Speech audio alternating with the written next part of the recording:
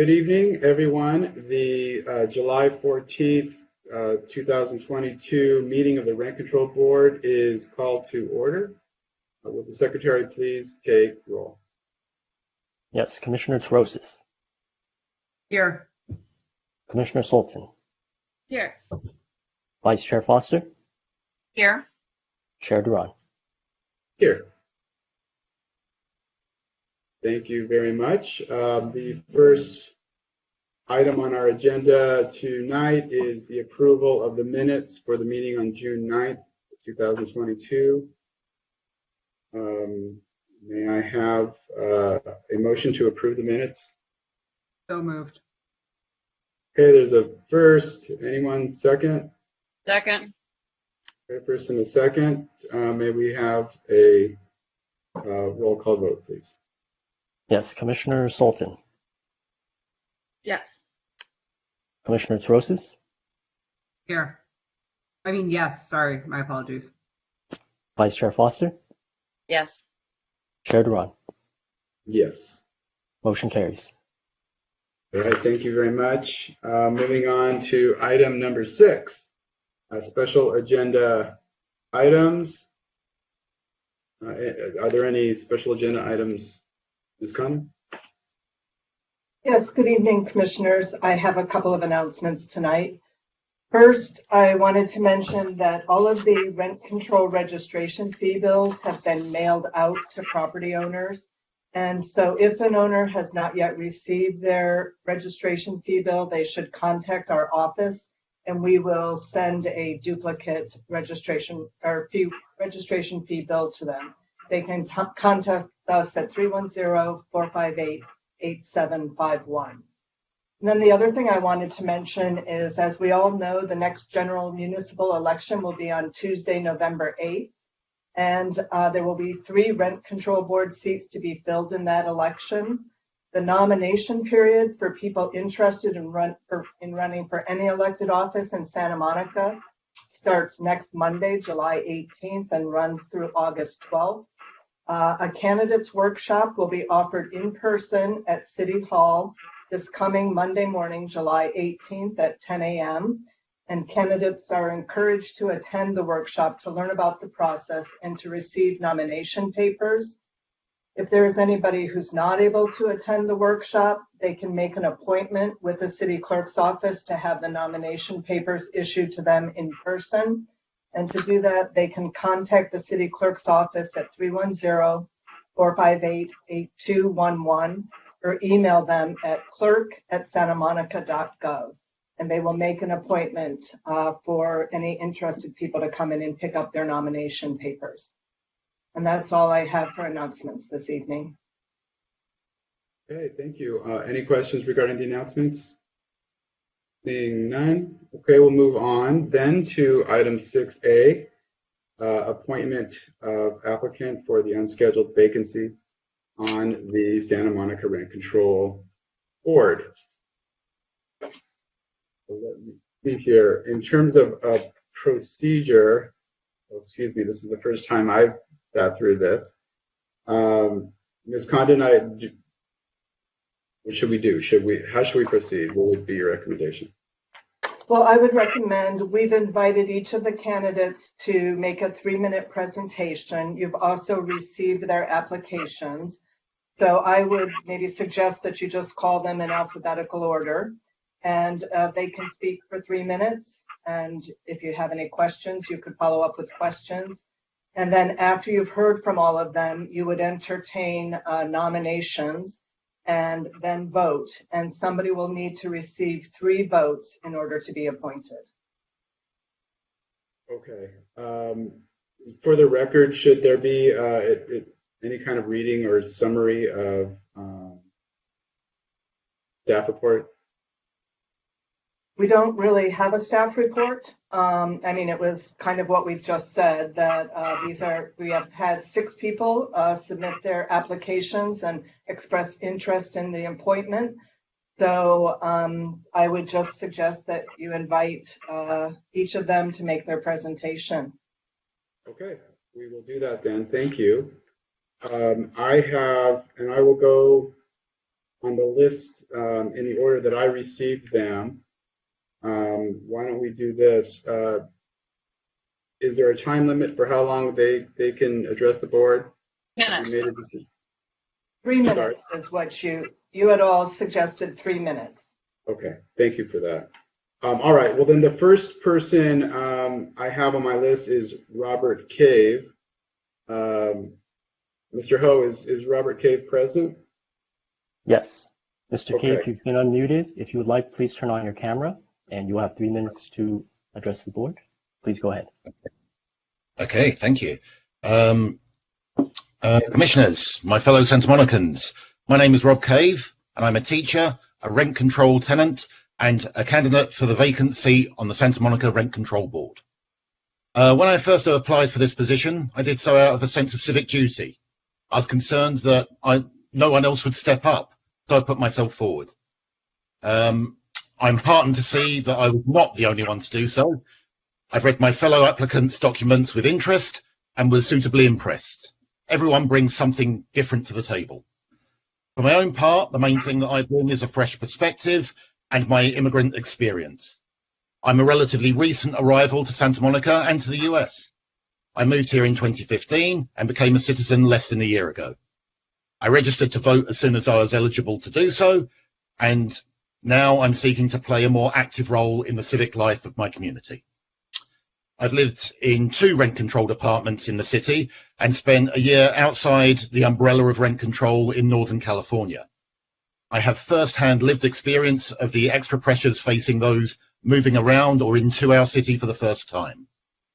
As an article in the July 10th edition of the LA Times pointed out, the burden of higher rents affects newcomers to our city the most. But once in a rent-controlled apartment, they would also benefit the most from a proposed lowering of the 6% cap on general adjustment to controlled rents. Judging from the Santa Monica Rent Control Board's email inbox, it would seem many Santa Monicans agree.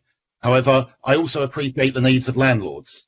I've maintained good relations with my landlords in the city, past and present, and have assisted people seeking to purchase and rent property in the local area. I would consider it a privilege to serve on the Santa Monica Rent Control Board. Thank you for your time and consideration.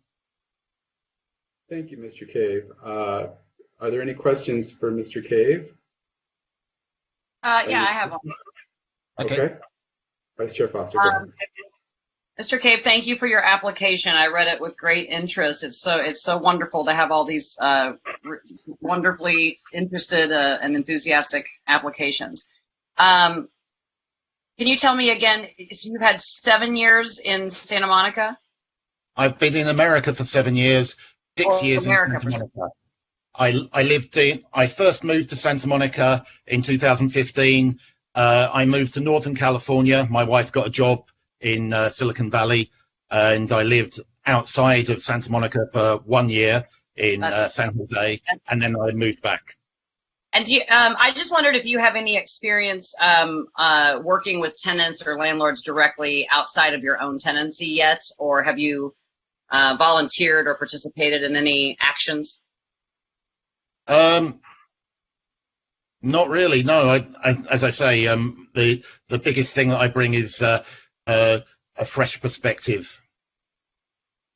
I appreciate that very much.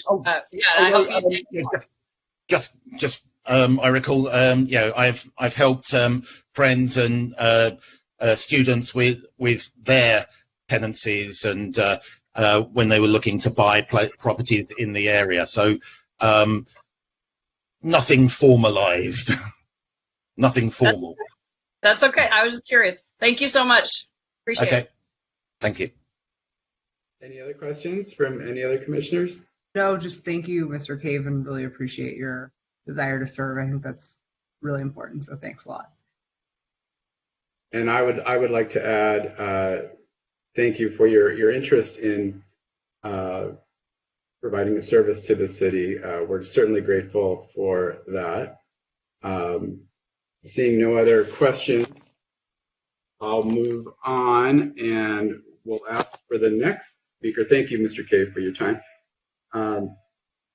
The next speaker I have on my list is Alex Elliott. Mr. Hull, if you could inform Mr. Elliott. Yes, Mr. Elliott, you will have 3 minutes to address the board. If you've been unmuted, please go ahead. Good evening, board. Thank you for having me. Can you hear me okay? Yes.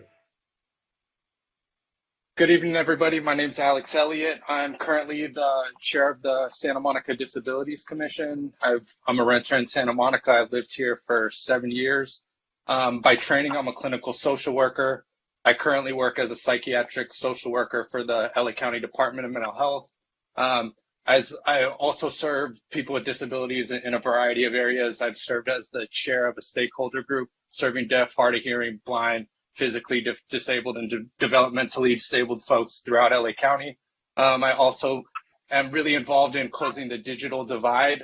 I work on county task force around promoting the affordable connectivity benefit and just closing the digital divide that has really been exacerbated since COVID. And among other things, some of the things that I read the other candidates' applications, and we have a lot in common, but I think something that separates me is as the chair of the Disabilities Commission, something I commonly hear is as all the meetings, such as the Rent Control Board, City Council, my meetings went virtual, they're not able to fully participate like they would like to. And I'm very concerned about that, especially considering the 6% rent increase. I know that disproportionately affects folks with disabilities. That's what I've heard directly from the community. And we know the maximum SSI in California is $1,040. So even $120 is critical. So I think about what we can do, and we can model some of the things that we've done as a Disabilities Commission. We pioneered the use of Microsoft Teams. We were the first board or commission to use that.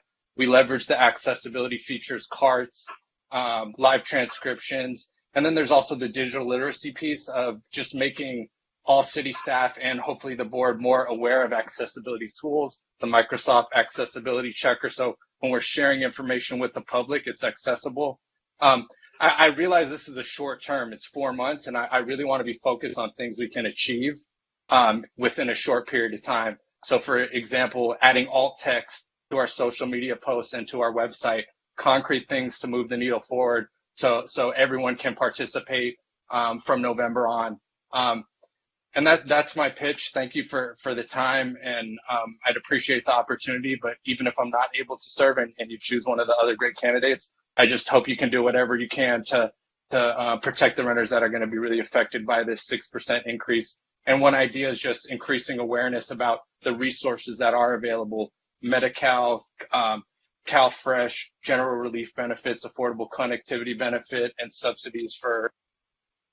I'm sorry, Mr. Elliott, that's your time.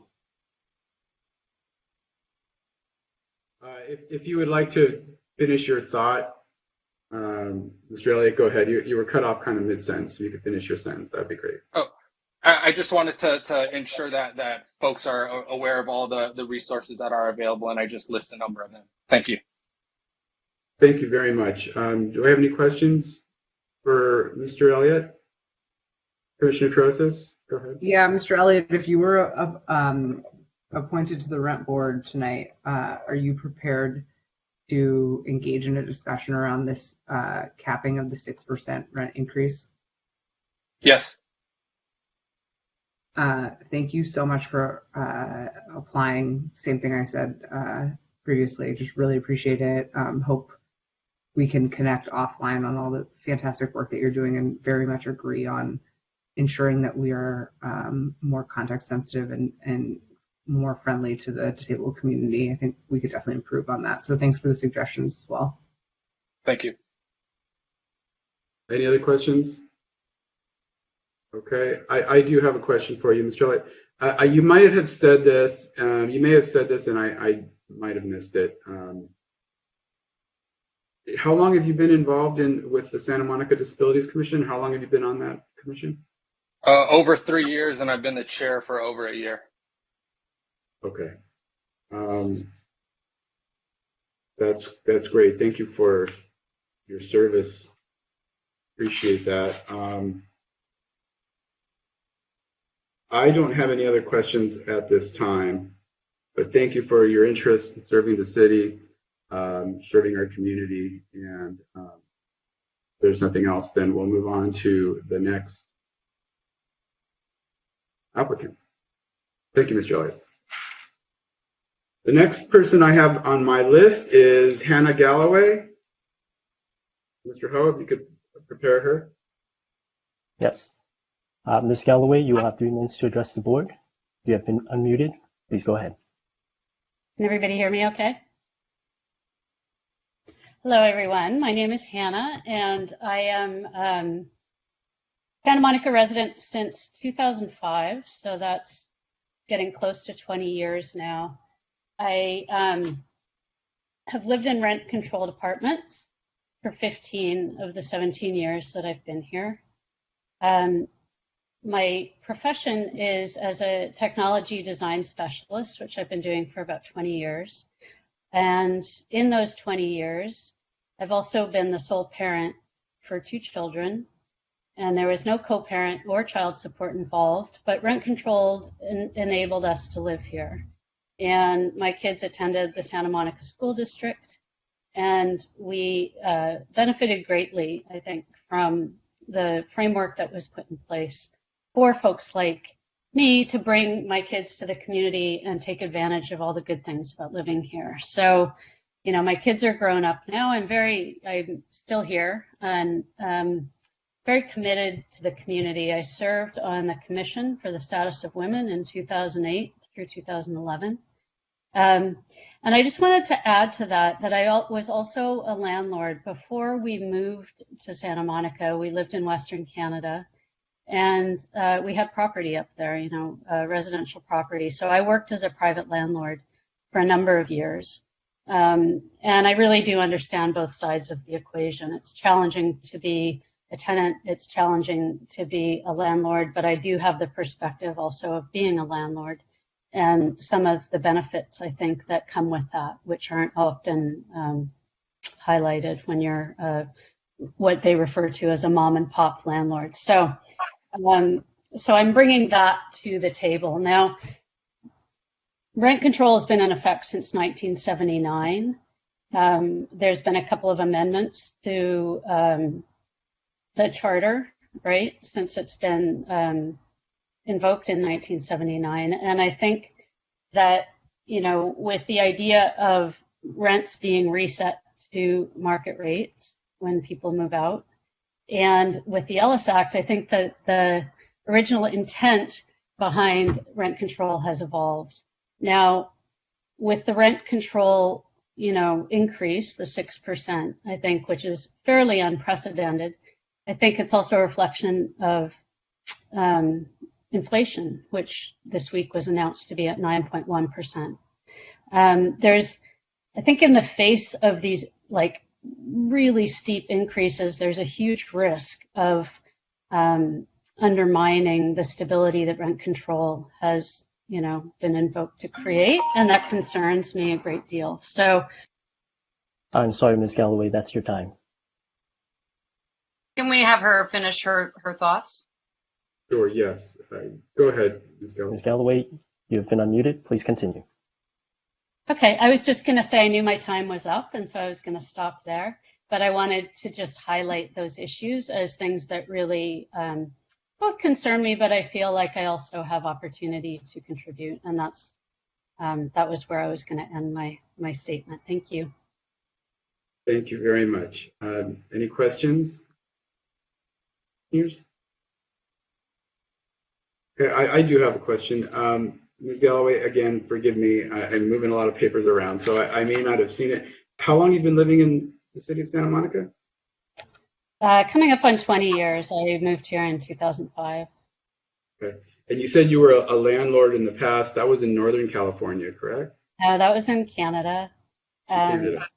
So yeah, it was leading up to the time that we left in 2005, and then there was some overlap between when we were living down here, and when I say we, it was my children and I, and a house that we had left when we moved away from Canada, and so I had continued to be a landlord for a period of time. Okay, and then you said you were on the commission on the status of women in Mhm. Santa Monica. Is that correct? That's correct. Okay. And when did you serve on that commission? 2008, 2011. And after 2011, were there any other things that you, community work that you did, organizational work, anything in the city or for the? I was super involved with the school district. So I served on task forces that had to do relating to kids in the community. It was also because I was a single parent. I had 2 children in the schools, so I was really involved at that level as sort of leading within the areas that were afforded to me as a parent that was involved with the schools. But the task force in particular was kind of an outreach of the Commission on the Status of Women, and I continued to do that for a number of years, actually. Yeah, thank you so much for your interest in the board. All right, we will be talking soon. So thank you again, Ms. Galloway. I will then move on unless there's no other questions. Seeing none, I'll move on to the next person I have on my list, which is Timothy Harder. Yes, Mr. Harder, you will have 3 minutes to address the board. You have been unmuted. Please go ahead. Good evening, board. Can you hear me? Awesome. It's good to see some familiar faces, and really exciting to see so many applicants apply for this position and hear about all the people that are interested in civic engagement, which is great to see. My name is Tim Harder. I've lived in Santa Monica for 12 years in rent control apartments. As you can see, my dark bedroom behind me with a laundry on the bed. My husband and I share a 1 bedroom in the Wilmot neighborhood. I'm quite passionate about housing. I hope everyone had a chance to read my application, but I worked for Assemblymember Richard Bloom for about 5 years on working on housing policy and transportation issues and homelessness in Santa Monica and the greater LA region, including, Ellis Act and ADU, Costa-Hawkins. So quite informed on housing policy and, talking to landlords and developers and tenants and constituents that are having issues about getting by day to day or making their monthly payments. I sort of get really passionate a lot about that because some people don't know to contact some members or contact their elected officials and ask for help. I think some of I've been in the background sort of helping out the community a lot for the past decade, but I've never really put my hat forward because I was nervous that no one was going to, sort of stand up. And so I'm really happy to see more people involved and looking to help out because this is a really difficult time right now. Thank you to the board for the past 2 years of what you've been through and helping all our residents. It's just, it's been a very difficult time for the past couple of years. And then with a Tuesday night's council session, didn't get any easier. Or with election last year. But I just wanted to say, I'm here to bring people to the table, all stakeholders across the board. I listen, I've been trying to connect with Denny and Michael as well at SMER. I think we need to all put our heads together and really educate council members on what the issues are and what's happening and how serious this is and why this is not front page of the paper every morning is really mind-boggling to me. I know that constituents, I've met multiple families in Santa Monica that, need these services and literally get by $50 a month. So this is really scary for, those people. There's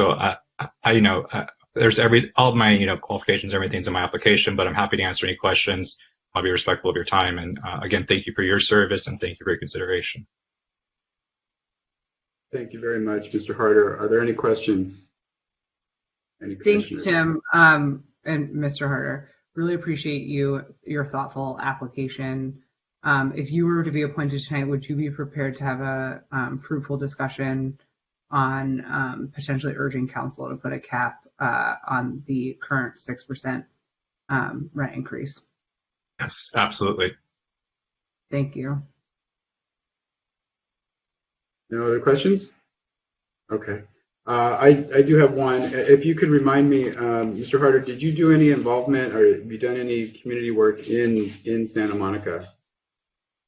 Just sort of in the background with community groups and helping with chamber events or Santa Monica PAL, the police activities lead, helping with pointing people in the right direction to council offices or help or interconnecting them with city officials, city staff, but haven't been appointed to anything at the city, just sort of more civic engagement groups in the city of Santa Monica. Okay. Thank you so much for your interest and your time. I don't see any other hands up, so we'll move on to the next person on my list, which is William, excuse me if I mispronounce this, Kerala? Yes, that's correct. Very good. Okay, Mr. Kerala, you have 3 minutes. Yes, you have been unmuted. Please go ahead. Some of you already know about me. The reason I've been a lone resident of Santa Monica for more than 25 years. I live in this unit for 25 years, and I believe I can contribute and help the poor with their work. Santa Monica is a city that I much care about. In the past, I worked as a volunteer for different city commissions, for the Clean Water and Beaches Commission. Unfortunately, I had an accident, a head concussion, ended up in the hospital for 3 weeks, so I stopped coming to the commission. I told them, listen, there is nothing, I cannot be part of the meetings anymore. I need to recover. Anyway, my qualifications. Why do I want to be part of the board? I believe one of my strengths is that I'm a quick study and I'm willing to put the time and effort to learn fast and help the issues the board continually faces. I already work with some of the people on the board, with Mrs. Tracy Dobbs, I think is her name, in the improving the rent decrease petition, because it's a long process that it takes a lot of effort, a lot of time, resources from the board, that we can use that money more efficiently. Having used in the past as a tenant the tools that the city offers to us, the tenants, I think I can contribute to mitigate the misunderstanding that sometimes surge between the parties involved. I'm prepared to fruitfully participate in possible solutions. I will help both parties. Per suggestion, the goal is to build a bridge with long-term solution between the two parties.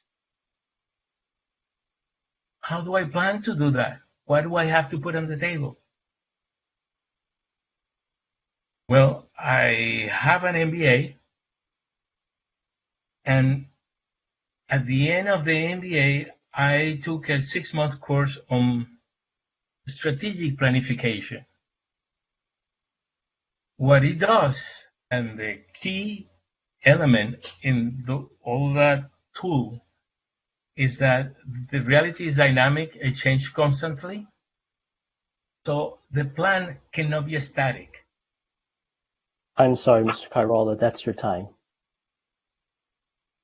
Okay, Mr. Kerala, if you'd like to finish your thought. Yeah, I'd like to hear the end of the thought. Yeah. Go right Mr. ahead. Mr. Carolla, you've been unmuted. Please continue. Okay, so like I was saying, in planification, in strategic planification, you have to combine all the resources, time, money, and efforts in order to achieve your goals in a more efficient way. I already proposed, I think I sent Mrs. Torres an email about how can we improve the rent decrease petition. But everything has to do within the framework of the law. What can be done is not what I wish to be done. And how can we put together all the resources to, like I said, build the bridge for both parties in long-term proposition, one by one, but with the solutions that we can use time and time again for the same problem between tenants and management companies, because there are few bad apples. Thank you, Mostly Mr. of Carola. Thank you so much for, we can't be unfair in our allocation of time, but that was a I fantastic, understand. and we have, several of us have met you in the past, and thank you so much for your application. I understand. Thank you for the opportunity. You have a good evening and take care. Thank you. I do want to thank you also, Mr. Carala, for your service to the city. When I saw your application for the Clean Beaches and Ocean Parcel Tax Citizens Oversight Committee, that warmed me up, because that was where I got, I guess you could say, my start in the city. That was my first commission way back when, probably before there were computers, but it was a while back. But in any event, I remember that commission fondly and all the people working there. Thank you for your service on that board and for your interest in joining this board as well. Any other questions? No, Nope. thank you, Mr. Kairola. It's great. And I really appreciate that you've been so proactive at coming up with good solutions and problem-solving mechanisms for us. So thanks for applying. Really appreciate it. And Steve, I learned something new about you. Chair Duran. This is There my you go. city. Thank you so much, Mr. Crowley. Good evening, everyone. Good evening. The next person I have also is the last person on the list for applicants, and that is Erica Leslie. Mr. Ho, if you could prepare Ms. Leslie. Yes. Ms. Leslie, you will have 3 minutes to address the board. You have been unmuted. If you would like to turn your camera on, please do so. Please go ahead. Good evening, board members. My name is Erica Leslie. I am. Hang on one second, Ms. Leslie. I can barely hear you. I don't know if it's just me or if it's everybody else. Can you put your volume up, perhaps, or speak closer to the mic? Yeah, I still can't hear you, unfortunately. Oh, I'm so sorry. Let me. That's a little better. Is that better? Yeah, I hear you. Yeah, no, that's Okay. better. Thank you. Sometimes it's technology, I tell you. As I was stating, my name is Erica Leslie. The reason why I'm applying for rent board is because there's no other time where rent control is most important than now. I've been keeping abreast since the pandemic and even before of measures in rent control, how to reach out to people and help them, because I've been obsessed with how to help my neighbors and our community. I've been down to City Hall just the other night, also down helping people apply for the COVID-19, protection money. I'm sorry, I'm a little bit nervous. My apologies. It's okay. I've also been out just trying to provide food for our neighbors that have been overburdened with rent, unable to receive their unemployment, and trying to help them navigate their way through trying to avoid eviction from even though we have eviction protections that have been provided to everyone in the city, they still had to learn how to navigate their way to prevent eviction, even though those protections were in place. Some were just not abiding by the law. Even as I was at City Council on Tuesday night to advocate for our communities, for our economically disadvantaged neighbors, and for our handicapped neighbors and our neighbors that are undocumented, and seeing that even our council was not aware of Section 1805 in Chapter 4, so that people can adjust their rents accordingly if they felt that they were overburdened with the high inflation that's taking place right now.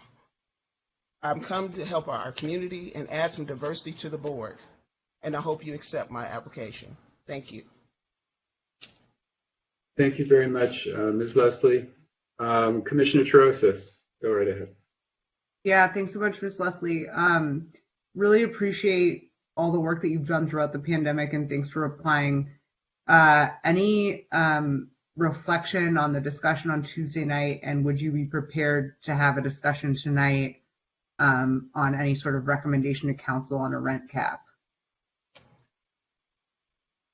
My comments for the council for Tuesday is that some of our council members need to go back and read the charter for rent control so they can become more aware of what they're able to do and what they're unable to do. We need more emergency powers here on this rent control board so that we can help the people before there will be more homeless on our streets. We have many of our neighbors out going to food banks because they can't afford to buy food. Right. Thank you. Really appreciate your insight. I have a question. Go ahead. Ms. Leslie, can you hear me? Yes.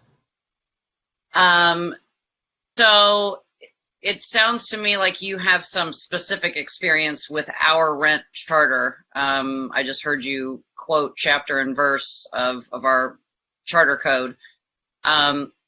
Would you say that you have some experience specifically with our staff and assisting neighbors and tenants, sort of like one of the other applicants was mentioning, but can you elaborate on that experience a little bit more of helping tenants and learning the law? Well, I've been reading the charter due to the fact that, just like I said, some of our elderly tenants here, neighbors, have been slapped with eviction notices, increases in rent illegally even before the 6% increase. Our elderly are on fixed income, and so I had to read up about what could be done during the pandemic and what could not be done so that I could help them and even call and reach in to staff for them what resources were available for them. Thank you so much. Any other questions? Okay, seeing none. Ms. Leslie, thank you very much for your interest in serving our community and also your application for this board. There are no more applicants on the list. However, there are a couple of people who wish to speak on this subject. I am reminded to send a note out to anyone who may wish to speak on tonight's agenda to contact the board secretary, and I'm going to give you our number, which is 408-740-7256. The meeting ID number is 826-260-621, and the passcode is 4872. We do have, before we go to discussion, we do have two requests to speak. The first person on my list is Elizabeth Lehrer. Excuse me if I mispronounced that. She's requested 2 minutes. Mr. Ho, can you assist with that? Yes. Ms. Lehrer, you will have 2 minutes to address the board. If you would like to turn your video camera on, please do so now. You have 2 minutes. Please go ahead. Okay, hi. Thank you for letting me speak.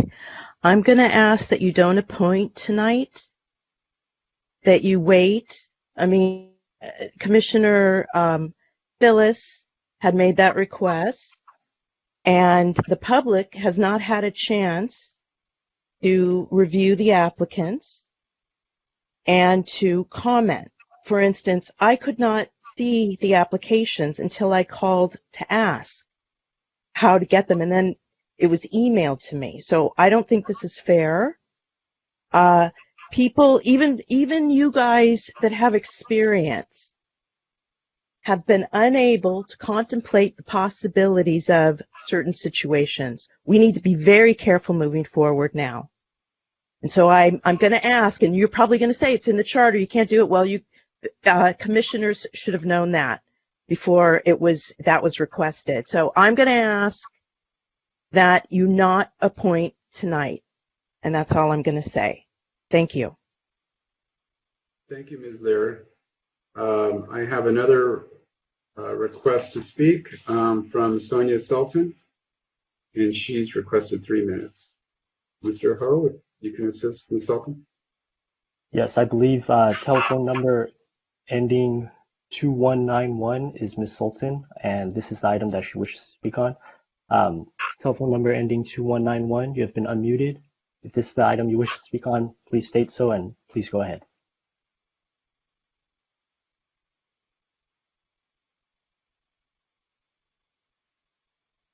Hello, telephone number ending 2191. This item you wish to speak on, please go ahead.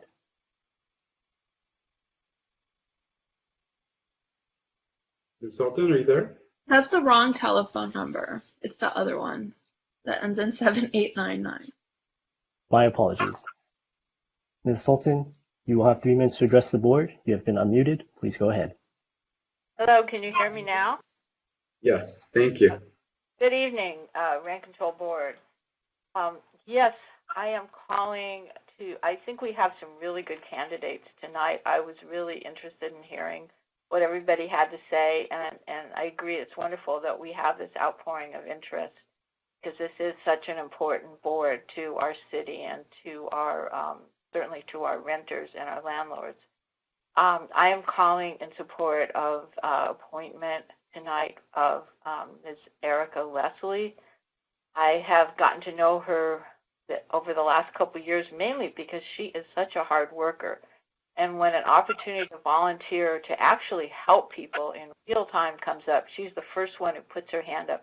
Even in the early part of the pandemic, when most of us were afraid to go out of the house, she donned her mask and took her hand sanitizer and went down to City Hall to help renters who were really hit with the financial hardships during the pandemic, fill out applications online for state assistance. And that's just one example of all the things she's done. I know she's the chair, I believe, of the Black Agenda, which is a really important group in our community.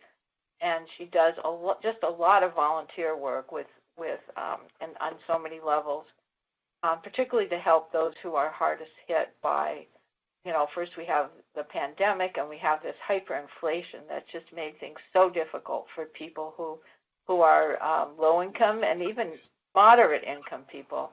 So I think she would just be an excellent addition to our board.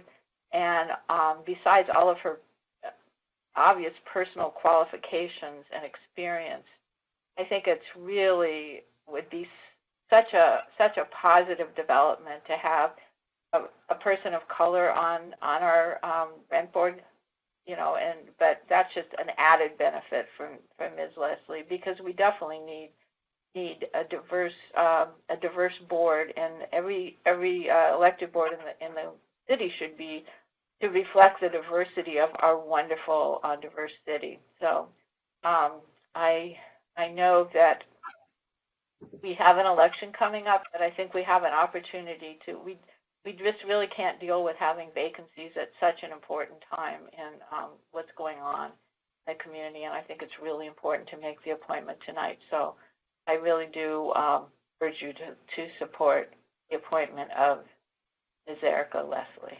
Thank you. Thank you, Ms. Sultan. Appreciate your comments. I don't have anyone else on my list to speak. Mr. Ho, has anybody called in since we started this discussion to talk on this item? Yes, we do have a caller with telephone number ending 7097. Caller, you have been unmuted and will have 3 minutes to address the board. Please go ahead.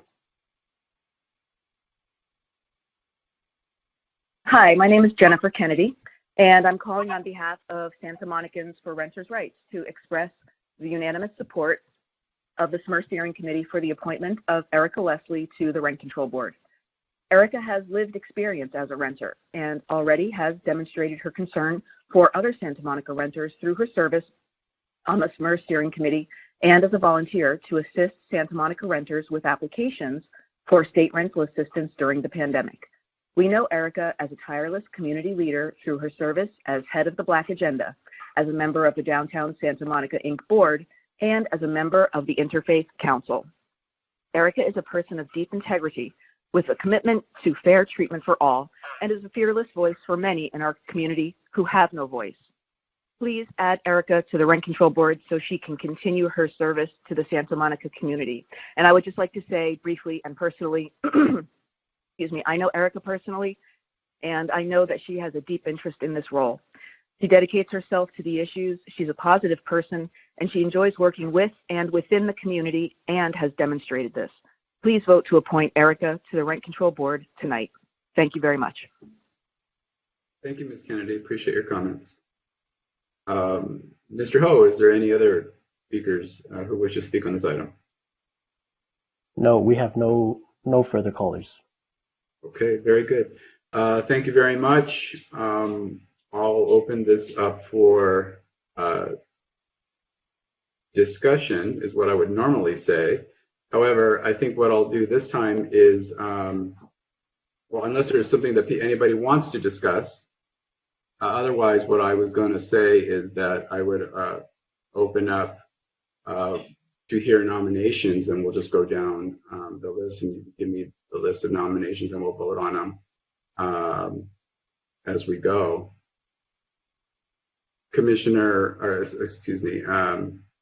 Ms. Condon, can you give me a little assistance on the way that maybe this should proceed? Well, hold on. The rest of us, I think we should all agree on that first. Can we comment on your proposal just now? Well, exactly right. This is uncharted water for me, so that's why I was going to ask Ms. Condon, and of course we can certainly discuss if that's what the board wants to do. But just to set a parameter, Ms. Condon, what would you think the procedure should be? Well, that is up to the board, but it's similar to what you've done when you nominate the chair and the vice chair.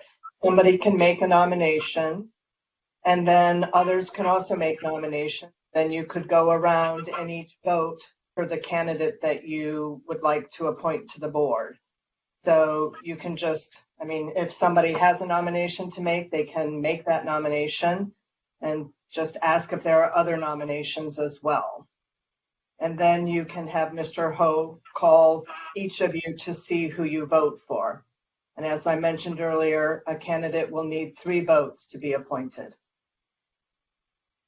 Okay. So then let me ask, does that work with my fellow commissioners as a procedure we should follow, or is there something else you'd like to say? Vice Chair Foster, go ahead. That works for me when we get to that part.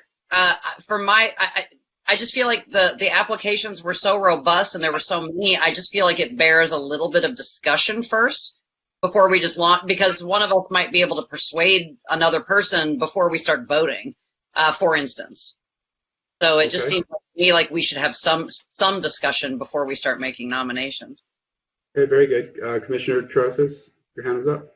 Yeah, I second that, and I think we should potentially go around and each give our impressions, and then after we've done that, we can make a motion to go down if there's someone we want to support and see if they have enough votes.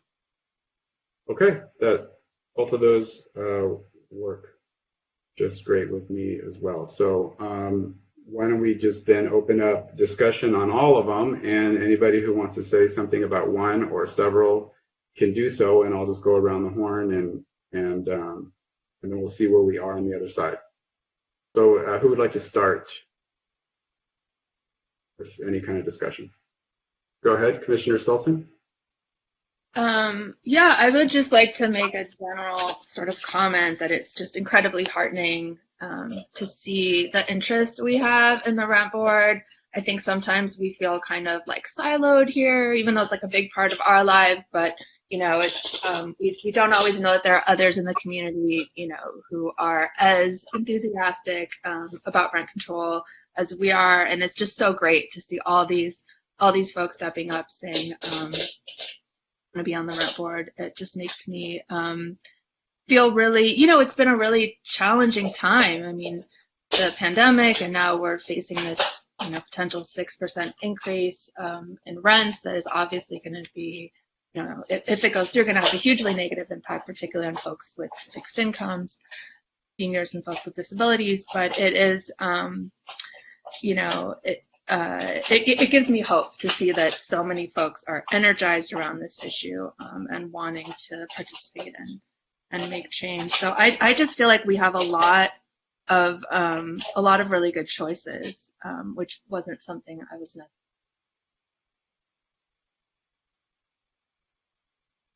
necessarily. The last part cut out. Oh, no, I just think we have a lot of great choices. I think it would kind of be hard for us to go wrong here. Okay. All right. Thank you. Any other commissioners? Commissioner Trosas, I see your hand.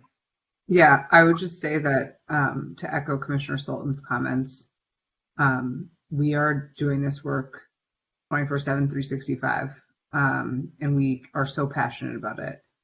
And to see other folks stepping up to understand that this is an issue in our community is incredible. I appreciate each and every one of you. And I would also just say that we have an election coming up in November, as Executive Director Condon mentioned at the beginning of the meeting. So regardless of the outcome tonight, I encourage all of you to look into that. I think on a personal note, this has been the absolute pleasure and joy of my life to be on the Rent Control Board. It is amazing to get to work with the most qualified staff. I think anywhere in the state or country. I just have to give them a shout out. They're the ones who are doing the real work, the hard work behind the scenes every day. And really looking at what makes sense for our community. How do we protect the integrity and the diversity and the fabric of our community? And how do we make sure that we're affording a fair return on landlords' investments while at the same time really making sure our renters are protected? So thank you.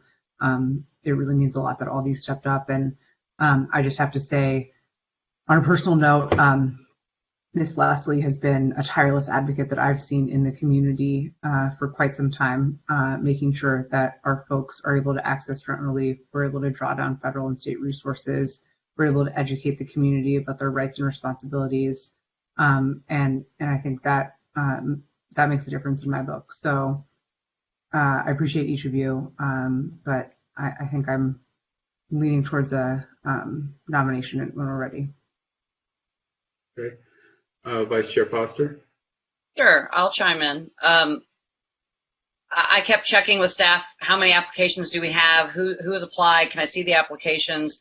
And I think, and we'll have this discussion offline as well for more detail, but I think, I wish the applications had been like up on our website, kind of like other boards and commissions applications have been.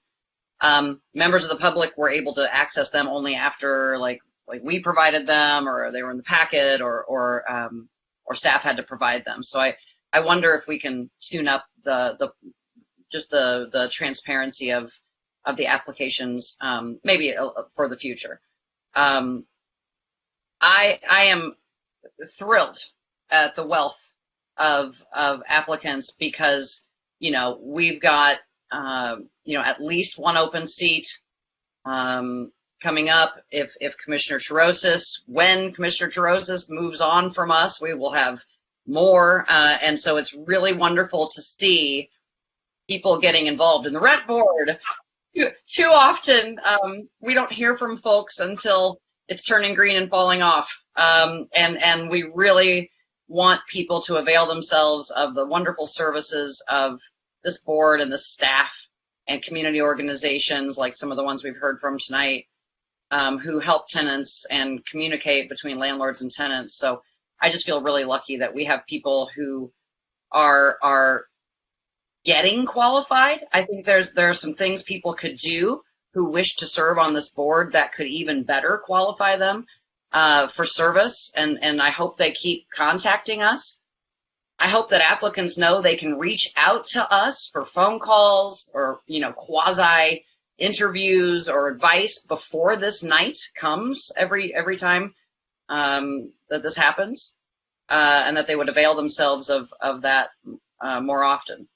I received multiple communications from the community about one applicant. It doesn't mean that the others aren't qualified or enthusiastic, but I have to go with someone I think has specific experience with our charter in particular. And like for me, that's probably one of the major qualifiers that would lift somebody perhaps over other applicants, because it's really hard to make this determination.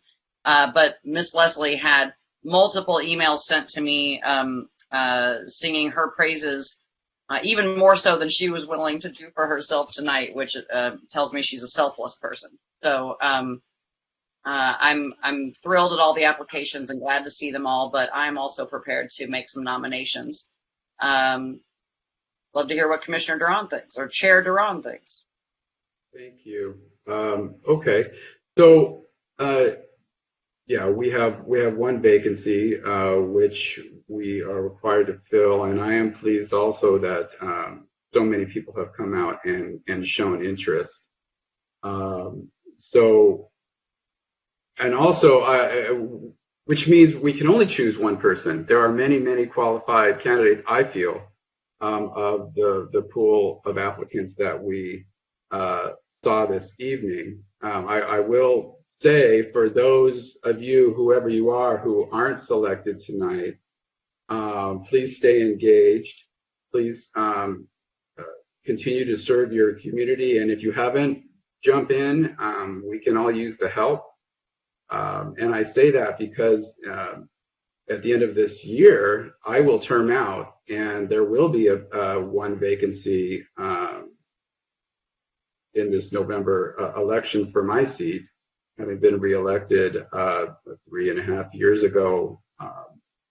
So I will be out. So if you're not selected tonight, don't be too discouraged. I hope that you stay engaged, and keep in mind that November is just a few months away, and you'll get another shot at it. So thank you for your interest and your time, and I hope to continue seeing you as we move forward and into the new year. So having said that, I'll entertain motions for, I guess, nominees. I don't know if that's the right phrase, but if anybody would like to make a nominee, go ahead. I see Vice Chair Foster. I would like to nominate Erica Leslie, with my sincere thanks to everyone who applied. And yes, we have other openings. Please stay interested. Please stay in contact with us. I nominate Eric Leslie. Okay. Any other nominations, commissioners? Seeing none, we will vote on Commissioner Leslie. Ben, if I could have a roll call vote. Yes, Commissioner Tarosis. Yes. Commissioner Sultan. Yes. Vice Chair Foster. Yes. Chair Duran. Yes. Motion carries.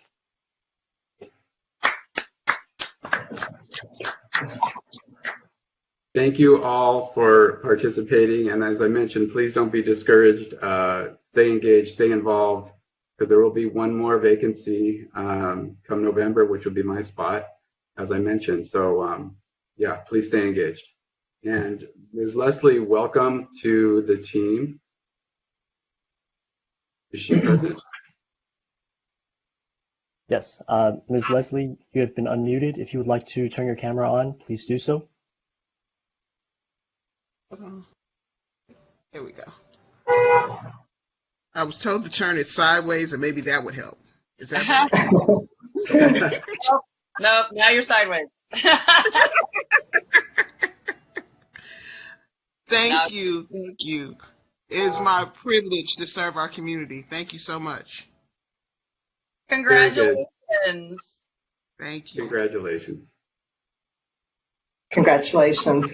So now Mr. Ho will swear in Ms. Leslie, and she will join us for the remainder of the meeting. Ms. Leslie, please raise your right hand. Do you, Erica Leslie, solemnly swear or affirm that you will support the Constitution of the United States and the Constitution of the State of California, and that you will faithfully discharge the duties of a Rent Control Board Commissioner according to the best of your ability? Will. I believe I heard I will. So I heard that's it. great. I do. I will. Perfect. Thank you so much, Ms. Leslie. Commissioner Leslie. Thank you. I will say it is tough to hear you, so as we proceed, we'll see what we can do about getting that fixed for next time, but try and, I guess, speak closely to your mic so that we can hear you. I think I'm going to switch over because I didn't think I was going to be at home during the meeting. So I think I'm going to switch over to my laptop and see if that doesn't help. Okay. Okay. Maybe leave your phone line on while you switch over so we don't lose you completely. I'm going to leave that on. I'm just going to turn the video off. Very good. Very good. Okay, then we will move on to item number 7, public comment. And as a reminder to the public, this is a time when you can speak with us about issues you may have that's relevant to our jurisdiction. Because it's not been agendized, we cannot discuss it or anything like that, but we will take your comments. So, Mr. Ho, I have 2 people who wish to speak on this item. The first I have is Phyllis Dudick, and she's requested 2 minutes. Yes, Ms. Dudick, you will have 2 minutes to address the board. You have been unmuted. Please go ahead. Thank you. Can you hear me? Hello? Yes, thank you. Oh, okay, Yes, we can hear you. Okay. I want to thank you for the commitment you've made to renters and for your tireless efforts working on the emergency in which we find ourselves in this moment due to the 6% increase tied to the 8% inflation. I'm concerned that an element in the board's amendment presented to the City Council may not be receiving the attention it deserves. I'm speaking of your power to authorize a rent freeze in a declared federal, state, county, or city emergency as deemed appropriate and necessary. Neighboring jurisdictions do have the power by ordinance and ability to act in real time. We do not have this ability due to our charter status. So it is urgent that we anticipate and prepare for the unknown and the unforeseen as best we can to avoid life-changing consequences for renters. We have the opportunity now to stock the toolbox through the Rent Control Board amendment for the November ballot, and it is important that this crucial element be included and advocated for strongly. Thank you. Thank you very much, Ms. Dudick. Secretary Ho, I have on the list next Elizabeth Lear. She requests 3 minutes to speak. Did she want to speak on this item too? Do you know? Yes. Ms. Lear, you will have 3 minutes to address the board. If you would like to turn your camera on, please do so now. You have been unmuted. Please go ahead. Hello again. Okay. So I want to know if anybody's reached out to the new city attorney's office, the new city attorney and the city attorney office to find out if the city council has powers to act before September's 6% rent increase goes into effect. SMER, that would be Santa Monica Renters' Rights, who's de facto tenant advocate, is leading people to believe that there was a possibility, or that there is a possibility, that City Council can act, and either act before September or act before November. We still don't know that if that's true. I have reached out to the City Attorney's Office to ask, no response. And let me remind you, there are probably many people who still do not know they're going to be facing a 6% rent increase and going to be shocked when they get this in the mail. Okay, so I want to know what happened at the July 12th City Council meeting, what they're bringing back on July 26th. There was something about a rollback. What does that mean? Come September, should renters, rent control renters, expect to pay 6% or $140 plus the registration fees and the taxes and bonds that get passed through to tenants? Should we be prepared to pay for that in September? And then let's see. And then at some point, if there is a 3% increase limit, will that be for all rent control tenants or only for low income?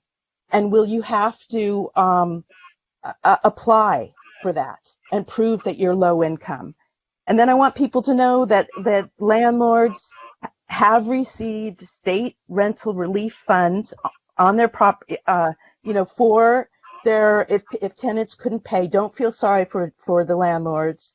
They're in Santa Monica, the value of their property goes up. In fact, if they evict somebody or somebody dies or somebody moves out, they're harassed out, the value goes up even more, right? Because they get to raise the rent to market rate. I'd like somebody to define mom and pop and what percentage of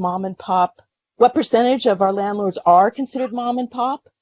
And then finally, I want to say that people, please be careful what you vote for on the ballot. Be wary of tax transfers. Be very wary. Thank you. Thank you very much, Ms. Lear. Appreciate your comments. I do not have anyone else on my list. Secretary Ho, are there anyone else who requests to speak in item 7? No, that was the final request for public comment. Okay, very good. Thank you so much. Then we will move on to item number 12, administrative items. We have Brian Augusta, the Rent Control Board's advocate and representative in Sacramento, who will present a report on the 2021-22 regular session of the California Legislature. Hello, Mr. Augusta, how are you? Good. Thank you, Mr. Chair and members. Pleasure to be here tonight with you all. Tough decision y'all had to make a few minutes ago. Impressive list of candidates, and sincere congratulations to Commissioner Leslie on her appointment. Look forward to working with you. I am, as Chairman said, the board's lobbyist in Sacramento, and I'm here tonight to provide a little bit of update about what is happening in Sacramento and preview of the last 6 weeks of the legislative session, answer any questions you may have. So we're at the midpoint, well, beyond the midpoint. We're in the home stretch of the legislative session, the 2-year session. Just before the July 4th holiday, the legislature and the governor passed and signed the budget and then began their 1-month summer recess. And when they return in August, at the very beginning of August, there'll be just a little bit of work left to do. There will be probably some follow-up budget work, but primarily the focus will be on bills that have any state costs, which are going to be going to the Appropriations Committee in either the Assembly or the Senate. After about 2 weeks, we're going to take up that suspense file for those bills that have significant costs and go to the suspense file. And that's sort of the last really big hurdle for a number of bills. And then it's the floor. And we will, for 2 weeks, the legislature will work to clear all bills off the floor. and send them to the governor. Any that don't pass off the floor are, of course, or don't pass out of the Appropriations Committee are dead for this session. They'll need to be reintroduced next year in the new legislative session. And then the governor from there has about a month to sign or veto any legislation that makes it to his desk. So just prior to the recess, I would say the big news coming out of Sacramento was the state budget. There are a few items of interest to the board. I would say with respect to housing and homelessness funding, despite a record surplus in this year's budget, we did not see the same level of investment in housing that we have seen in the last several years. I think there were some other priorities that the governor and legislature had,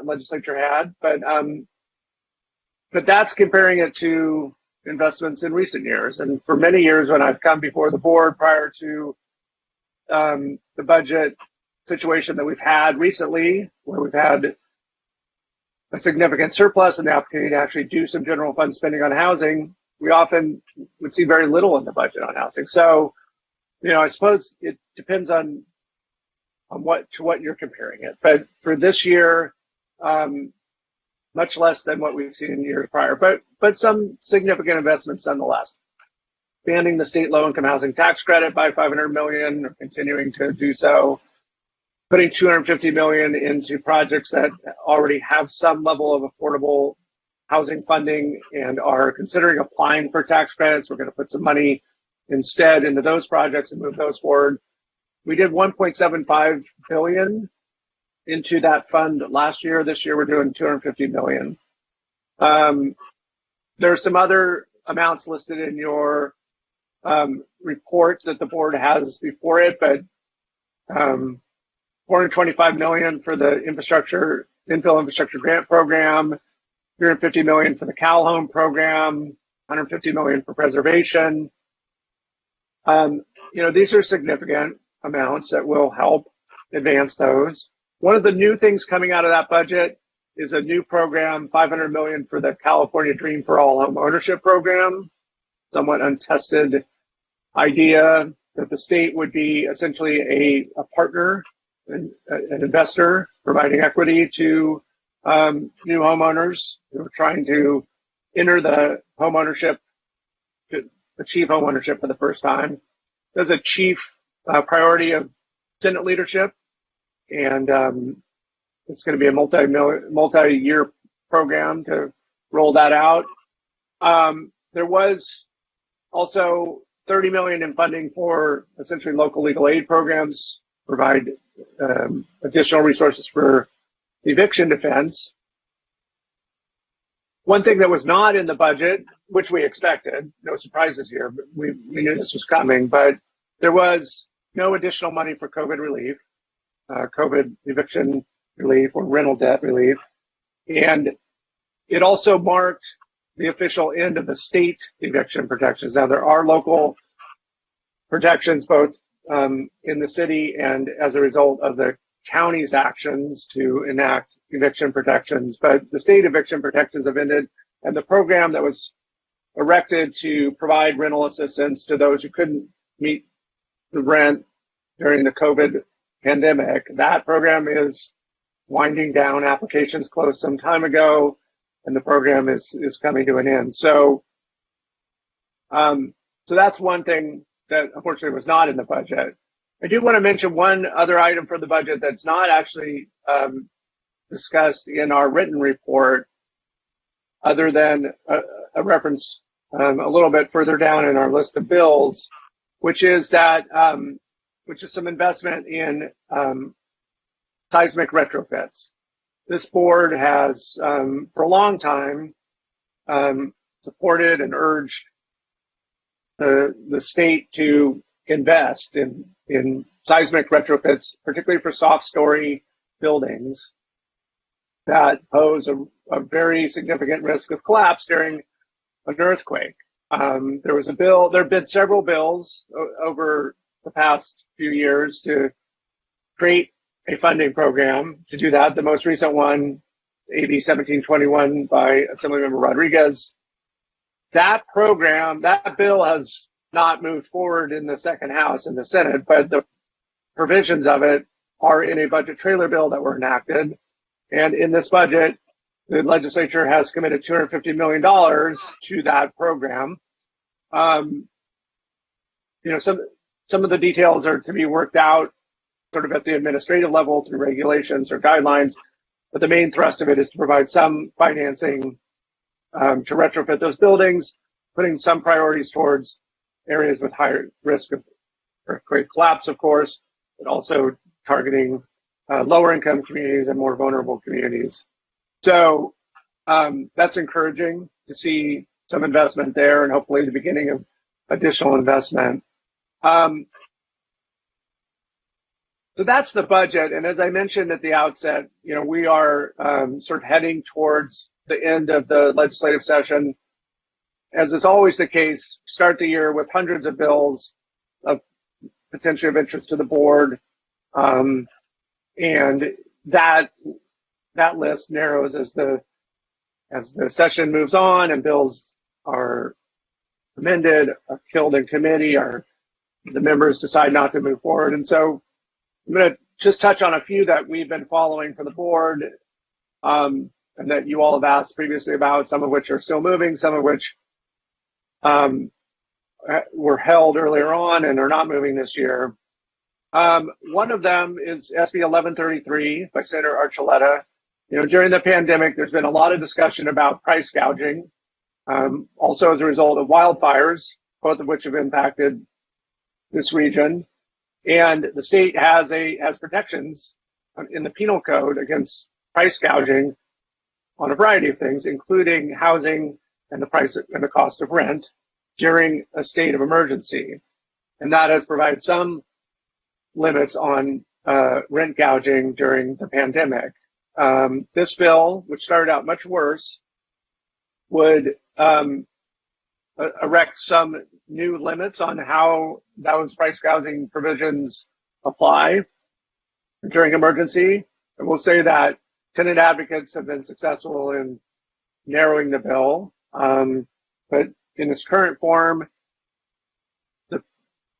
all of the provisions of the penal code, which would otherwise automatically go into effect, will only go into effect during a declared emergency once the declaration of emergency is posted on the state's Office of Emergency Services website. But it also eliminates the word housing in a portion of the bill. It maintains the protections for rental housing, but removes a more general protection for housing. And for that reason, many tenant groups remain opposed to the bill because of the ambiguity that deletion would create about ongoing protections. That bill is in the Assembly Appropriations Committee, will likely go to the suspense file, and we'll know in a couple of weeks if it will continue to move. There were a handful of other bills I just want to mention quickly. The tenant,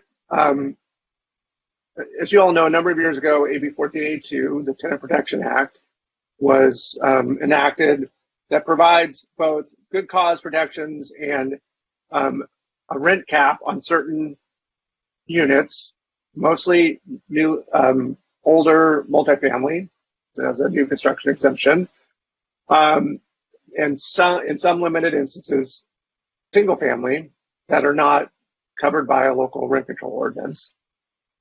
And that bill has a number of exceptions, which include to its good cause requirements, which include owner move-in, removal from the rental market, substantial rehab. And those exceptions have proven to be a bit of a loophole. Assemblymember Wicks had a bill sponsored by a number of tenant and housing groups to close some of those loopholes. That bill stalled early on. We expect to see Ms. Wicks or another author bring that back next year. Wicks also had a bill that would have created an opening for an alternative to security deposits, which can provide a barrier to households in initially moving into a unit, but it was essentially authorized what amounts to an insurance product.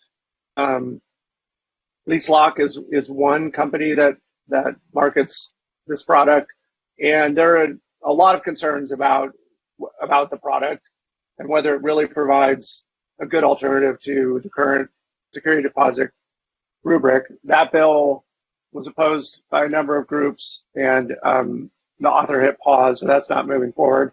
Same is true with this bill that we've all been watching for a number of years to create a rental registry, a state rental registry. Even after the bill was limited to just, as defined in the bill, corporate-owned properties, that bill too did not move forward. Just mentioned two other ones that are continuing to move that go to sort of the issue of eligibility. You know, one of the barriers to housing for many tenants is the ability to overcome certain screening and requirements, and those include tenant screening for criminal history. AB 2383 by Assemblymember Joan Sawyer, one of several bills that's sort of looking at this issue of how do we provide a fair process for those who either have a criminal history or the landlord believes they have a criminal history that precludes them from renting. So 2383 is one such bill that's moving to limit what information must be disclosed and at what stage it must be disclosed, and to provide an alternative way for the tenant a process for the tenant to explain any information in their history that may preclude them. I also want to mention, in that similar vein, AB 2559 by Assemblymember Ward, slightly different issue, but tenant screening reports, the cost of those reports is also often a barrier for many tenants.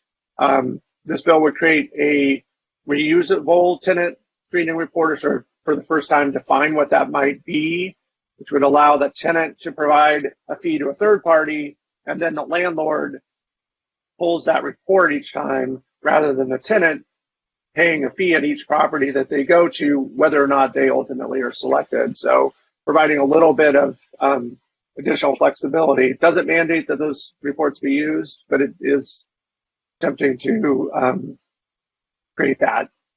And then finally, I just want to mention another bill that I know a lot of folks have been watching over several years is, and Senator Allen, Santa Monica's representative in the Senate, the joint author of the bill, SCA 2, which would repeal Article 34. There's a provision in our state constitution that requires a local vote to approve affordable housing development in certain instances. And it's been both a practical barrier, but is also historically a provision of the Constitution was born out of what many believe to be a racist campaign to exclude low-income housing from certain neighborhoods in California, and it's in our Constitution, and many would like to see it repealed. There have been efforts in the past, and this is the second such constitutional amendment to be introduced in the last couple of years. It's not moving forward this year. If it did, it would be on this upcoming ballot, and that deadline has passed. So our understanding is it has, although it's still technically possible for it to make the ballot, that's not seemingly the goal. But advocates expect to, once again, next year, take another look at the issue and with the intent of bringing it to the ballot in 2 years from now. So I know we've already had a long hearing. I'll stop there and see if there are any questions or comments, anything I didn't cover that you'd all like to talk about. Okay, thank you very much, Mr. Gusta. I see Commissioner Terosas. Go right ahead. Yeah, thanks, Brian. That was very comprehensive. Really appreciate it. Appreciate all your work on our behalf in Sacramento. I think, an issue that I'm very concerned about, that I've been historically concerned about, is the soft story seismic retrofitting and the fact that we are still not, meeting our mandate with respect to the program the city put into effect. My understanding is that there's $250 million in one-time general fund money for a 2023-24 multifamily seismic retrofitting grant matching grant program. I would just ask that on behalf of the board that we are very active in any sort of discussions around how this is crafted in terms of the actual implementation. My understanding is that there might be prioritization to jurisdictions that already have some sort of ordinance in effect related to mandatory retrofitting pertaining to like earthquake susceptibility. And our jurisdiction is one of the jurisdictions that has an ordinance in effect already. So I just want to make sure that we're putting up money and that we're also getting we're drawing down the matching dollars, because I know that this is something we've heard extensively, and $250 million, quite frankly, isn't that much. So just want to make sure that we're really proactive on that, and that would be my direction. Other than that, I always think that all of the surplus money should go towards housing, affordable housing, preservation of existing housing. Of course, all of our budget surplus this year was kind of chopped up in a lot of different areas, but really appreciate all of your work. Thanks. Thank you. And thank you for the comment on that. I'll work with your staff to make sure we monitor that. Great. Thank you very much. Any other commissioners? Any questions for Mr. Augusta? Any comments? Commissioner Leslie, go right ahead. How's my audio? Yes, good. Okay.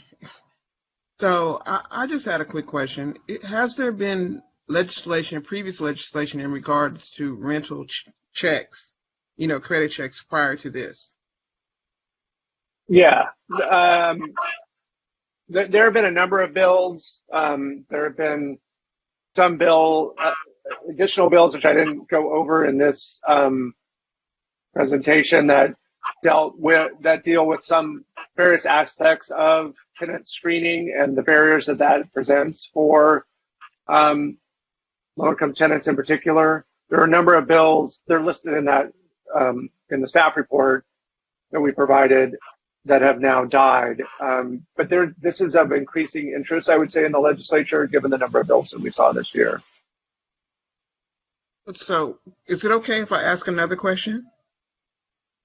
So yes, as far as for HUD and Section 8 housing, this has come up repeatedly as far as having credit checks also preventing people from obtaining housing, because they're already going to be subsidized for their rent, that it should be prevented from them running a credit check on those low-income applicants. Yes. Yeah. So there were two bills that, I should say three, that provided some limits on that this year. One was 2203 by Assemblymember Louis Rivas, that, as you're describing, provides limits on those who have assistance, like a voucher, as you're describing. Corksville had a bill with similar limits. The one that moved the furthest this year was the Senate bill by Ms. Eggman, who, like the other two, provided limits on the use of consumer credit reports for those who have a government subsidy, like a housing choice voucher. It was probably the most moderate of those, because it also required some other evidence to be shown by the tenant. I think it's somewhat telling of the politics on this issue that all three of those are no longer moving. But given that we had three, arguably four bills on the subject this year, I suspect we're going to see more again next year. And that issue is going to continue, I think, to be a priority, not only for advocates, but for members of the legislature. Thank you. Thank you, Commissioner Leslie. I just wanted to say thanks to Brian for coming and for all this advocacy. A lot of it goes on, when he's up in Sacramento and doing his thing and consulting with staff. It's not always just these little brief, all too brief meetings we get with Brian, but thank you so much for all of that. I could talk about all of these bills all night long, but that's not what we're here to do. We're here to thank you for your continued advocacy and service on behalf of the Santa Monica Rent Control Charter. I agree. Thank 100%. Seeing no other questions, thank you very much for meeting with us, Mr. Gusto. Really appreciate all your work that you do for the board. Thank you. Thank you all. And Commissioner Leslie, I think I may have missed my opportunity earlier to say congratulations to you. So welcome and look forward to working with you.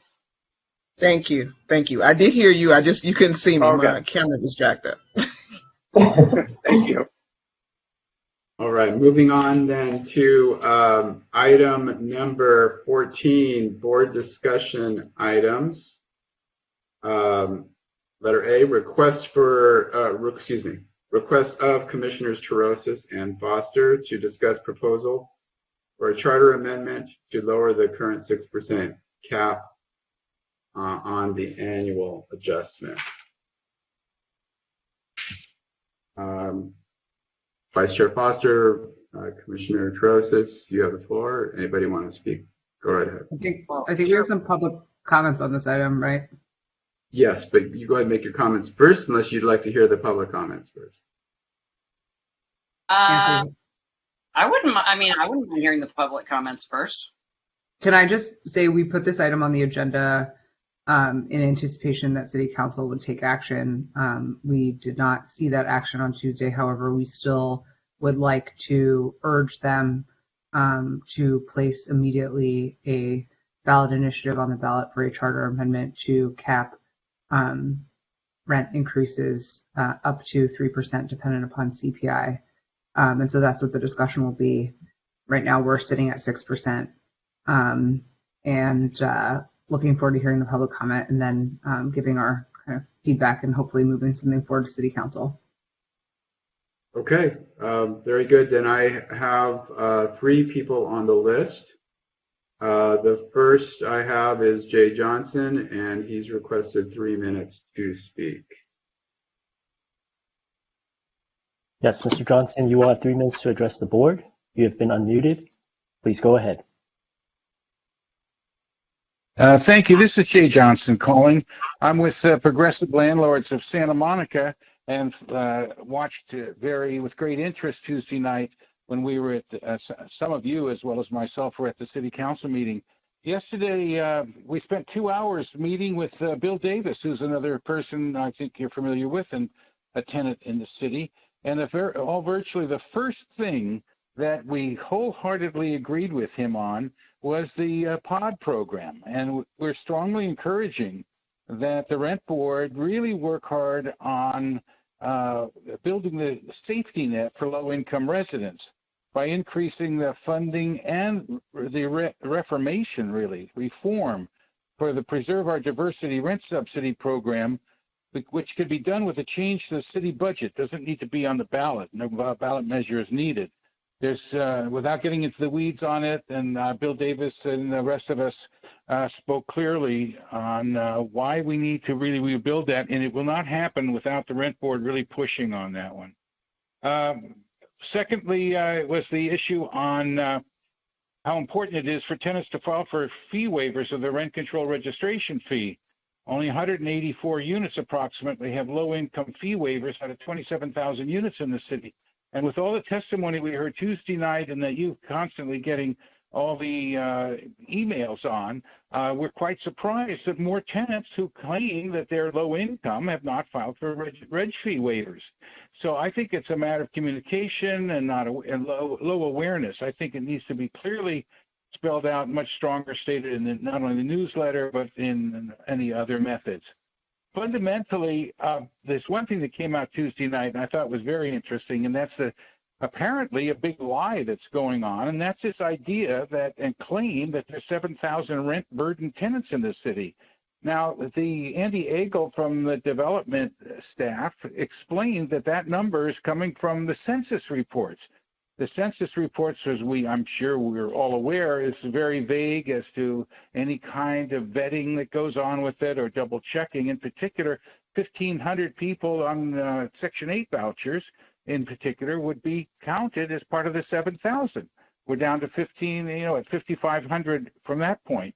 There's 27,000 units in this city, arguably 35,000 tenants, and the question of rent burdening is something we just don't run into that much. Obviously, if tenants have issues, they call us and we work with them. In this particular case, we've given a 3% increase in September, first another 3% in March. So in effect, splitting the increase with some people who have issues or that we deal with. As I'm sorry, Mr. Johnson, that's your time. Mr. Johnson, if you'd like to finish your thought, go right ahead. Mr. Johnson, you've been unmuted. Please continue. Yes, thank you. Thank you. We're saying do not place the rent freeze item on the ballot. Bad for tenants because 80% of the buildings were built before 1979 are deteriorating, and more limiting on rental income combined with unlimited rising expenses of the earthquake retrofit in the balcony are wind up in unsafe buildings. I'll stop there and thank everyone for their attention. And hello, Bill Davis. Greetings. Bye-bye. Thank you, Mr. Johnson. I appreciate your comments. The next person I have on the list is Phyllis Dudek, and she requested 3 minutes to speak. Yes, Ms. Dudek, you have 3 minutes to address the board. You have been unmuted. Please go ahead. Oh, thank you. I would just like to comment that briefly that regarding the pod program, yes, there's kind of a lack of communication, may not be reaching the right people, but also the requirements are so very stringent that many people who are in need are turned away. So there's a lot to look at there for the future to expand and liberalize. I was at the meeting, part of the meeting. I didn't sit through the whole meeting on Tuesday night, and I'm hoping, I know some things were voted on with regard to the amendment, but I'm hoping that representatives of the Rent Control Board will be on hand on July 26th to present and discuss any aspects that weren't voted on in the amendment so far, so that there's a thorough clarification for the council and others. And also, of course, I do want to address that power to freeze rents. It just seemed to get put to the side. I didn't hear too much on the discussion there. And I think it's important that we all know that the landlords did really not suffer during the pandemic, and that Santa Monica did receive over $36 million in funds from the emergency funds from the federal government that were paid to exclusively to landlords, so that people over 2,000 residents could live in could pay their rent, and it was paid to the landlord. So, there's this misconception that I'm hearing from many people, and especially from homeowners, that the landlords suffered during the thing. They're just not aware that they were helped. They were helped also, and I think it's important that this be brought out for the public knowledge. And I'm sure the council knows, but they could also be reminded. Wouldn't hurt. And also, we talk a lot about the low income, and the low income needs help. But there are people who are not exactly low income, maybe, but they're still, they need help too. So what you're doing is very, very important, and we hope that I know that we're all hoping that there is a way with our charter that City Council will be able to find that power to act. Thank you. I'm sorry, Ms. Dudek, that's your time. Thank you, Ms. Dudek, for your comments. Really appreciate it. I believe we also have Bill Davids on the list to speak. Is that correct? Yes, that's correct. Okay. And after Mr. Davids, are there any other requests to speak? Yes, it looks like we have 2 more requests to speak. It appears that Sonia Sultan has rejoined. Ms. Sultan, if you would like to speak on this, please say Oh, wait, unmute. I'm sorry. No, hang on a sec. Let's do Mr. Davids first since he was on my list, and then afterwards we'll do whoever has called in. That's okay. Yes, Mr. Davids, you will have 3 minutes to address the board. You have been unmuted. Please go ahead. Thank you. In preparation for this, I did indeed meet with a small number of property owners, and I am aware of their concerns. And there are 2 distinct things that I want to say. Number one, for the property owners who talked with me the other day, I realized that there should be areas of relief open to them by the city. I know of their concerns, but I also know the concerns of renters. I've been here for 32 years, and I know the constraints now of our rent control charter. I am also aware of the fact that this has to be a community of long-term renters, and the long-term renters now have been put at risk. During the last 2 years, most of our rent-regulated jurisdictions froze rents. We basically passively absorbed rent increases 1.4, 1.7, total 3.1. This is a permanent part of our MARs. And while I feel sympathy for the property owners, I also feel extraordinary sympathy for the tenants who are now facing the 6% increase. I do not want this to become the proverbial tale of 2 cities where we essentially have the economically privileged living on one end of the spectrum and low-income people, mostly aided by government programs, living on the other, and really nothing in the middle. There's a huge swath of people in the middle who are caught up in this and need to have an appropriate adjustment in the rent reflecting the times. I realize that we're all on economic quicksand right now, both the tenants and the property owners, and I'm sympathetic to small property owners, not the large corporate entities that have come to town, but basically down the road in the near future, whatever areas of concern could be expressed by the small property owners would be appropriate. But right now, what would be extraordinarily appropriate would be a downgrade of the 6% increase that we're all facing, and I'm not quite sure how we get to it anymore, but we have to have that lowered, again, taking into consideration that we have already passively absorbed the 1.4% and the 1.7%, while communities outside of Santa Monica have enjoyed basically flat rents, no increases for the past 2 years. So I would appreciate. I'm sorry, Mr. Davids, that's your time. If you would like to conclude your thought, Mr. Davids, please go ahead. Mr. Davids, you have been unmuted. Please continue.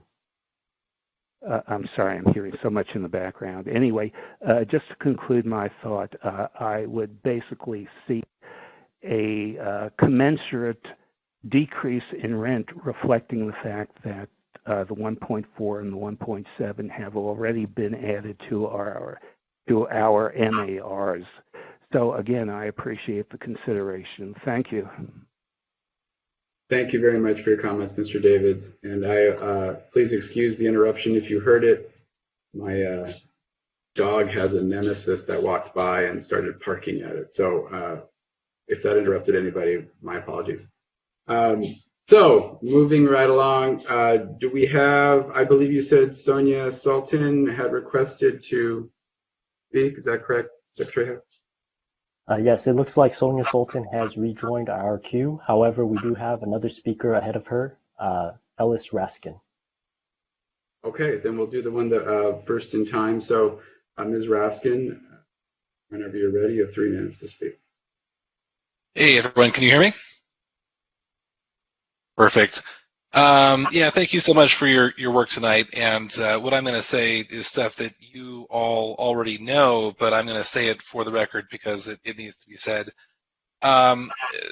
There have been a few people who have been advocating in this community for a 4% ceiling rather than a 3% ceiling. Now, what gets lost here is that there are real human impacts, even a 1% difference in this. A 1% difference means that people are going to be going without meals. I challenge anyone who's advocating for a 4% increase to show me a landlord who's going without meals. It's just not happening. My neighbors here in the Pico neighborhood, some of them are paying up to 75% of their rent or 75% of their income for rent.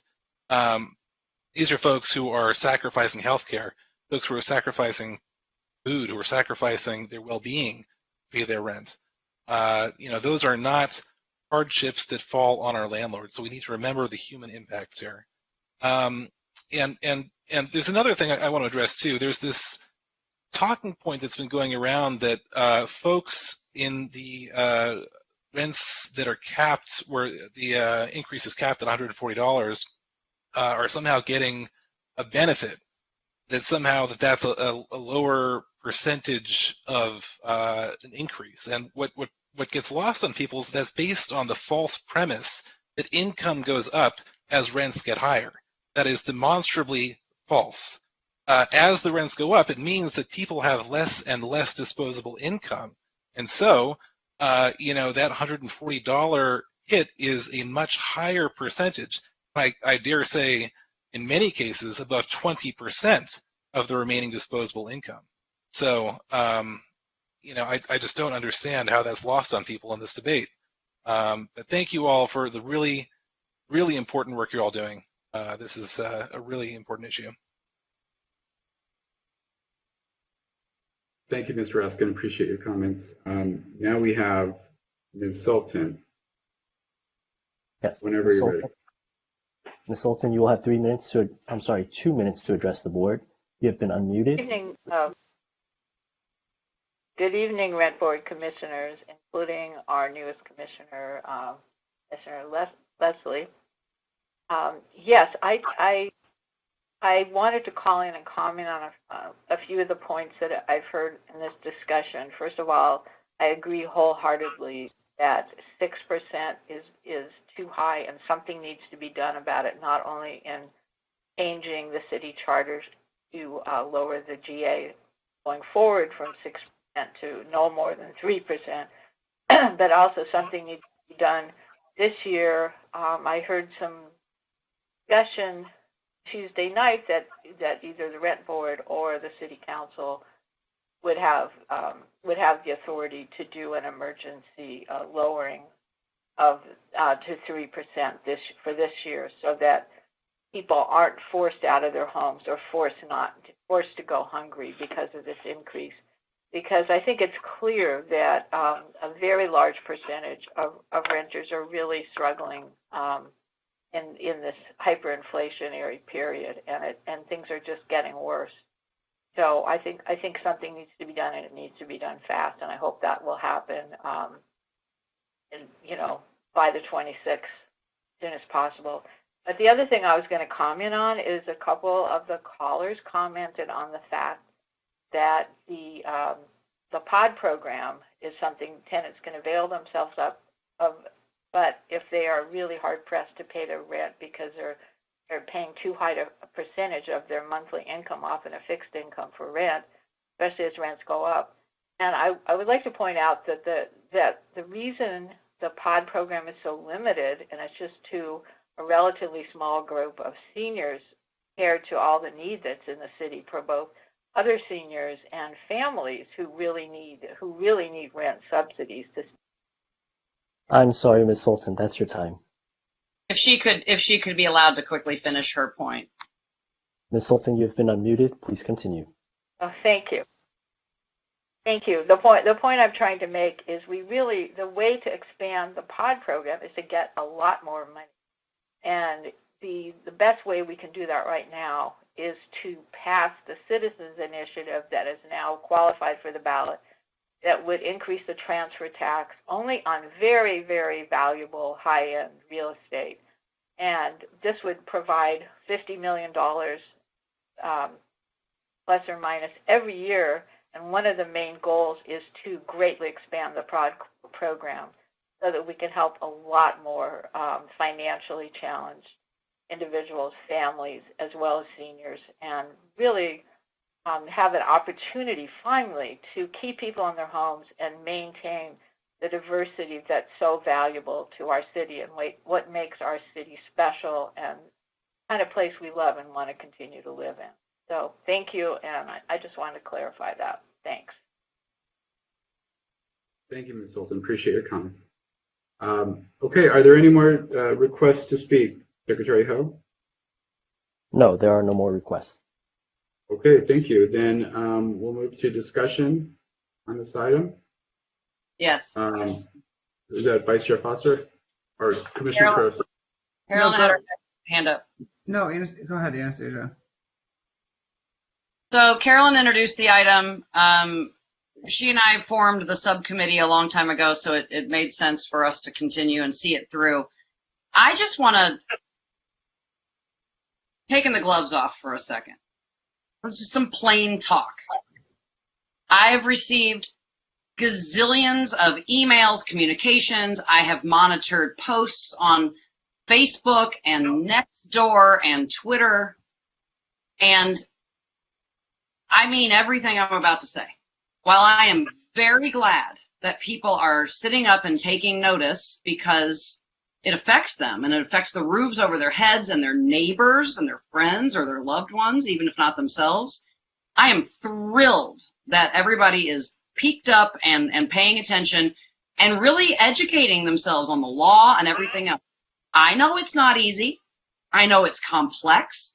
I know people have day jobs and everything else and kids or loved ones. And I know that they feel like they shouldn't have to be a rent control expert also.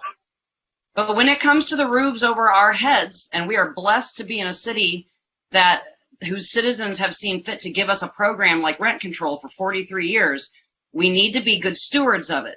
And all of us, tenants and homeowners who are friends of tenants, need to pay attention all the time. And we are here for you. Our staff is here for you.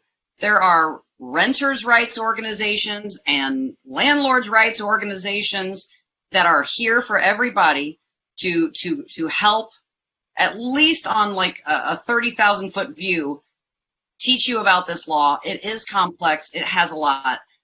I've grown very frustrated at the letters I've received saying, why didn't I do something sooner? I can't speak for my fellow commissioners, but I can speak for myself. We could not act sooner. Our charter stops us from acting except once every 2 years. And that is only when we give it over to the city council to take us at our word that we are subject matter experts, that our staff are multi-decade subject matter experts. And if they have questions, they should come to us. If they have questions, they should go to their staff, our staff. I can assure the public who are listening that our staff worked tirelessly, both inside and outside of regular business hours, for weeks on end, ever since we got those numbers from the government telling us what the CPI from March of 2021 to March of 2022, March 31st, we did not get those numbers until early May. And for anyone who says, oh, we should have seen it coming way back in 2020, and the last time we had a charter opportunity to do anything to the charter, the economy was flat and completely shut down. There was no inflation. There was the opposite of inflation, contraction and chaos. I did receive many letters, and I had certain concerns about us raising the rent at all. But again, unlike Oakland, unlike Berkeley, unlike LA, we don't have the luxury of doing it by ordinance. We have asked the voters of Santa Monica through the city council to agendize or to place on the ballot a bundle of good governance measures that will allow people who do this for free on our own time in the evenings on behalf of tenants in this community.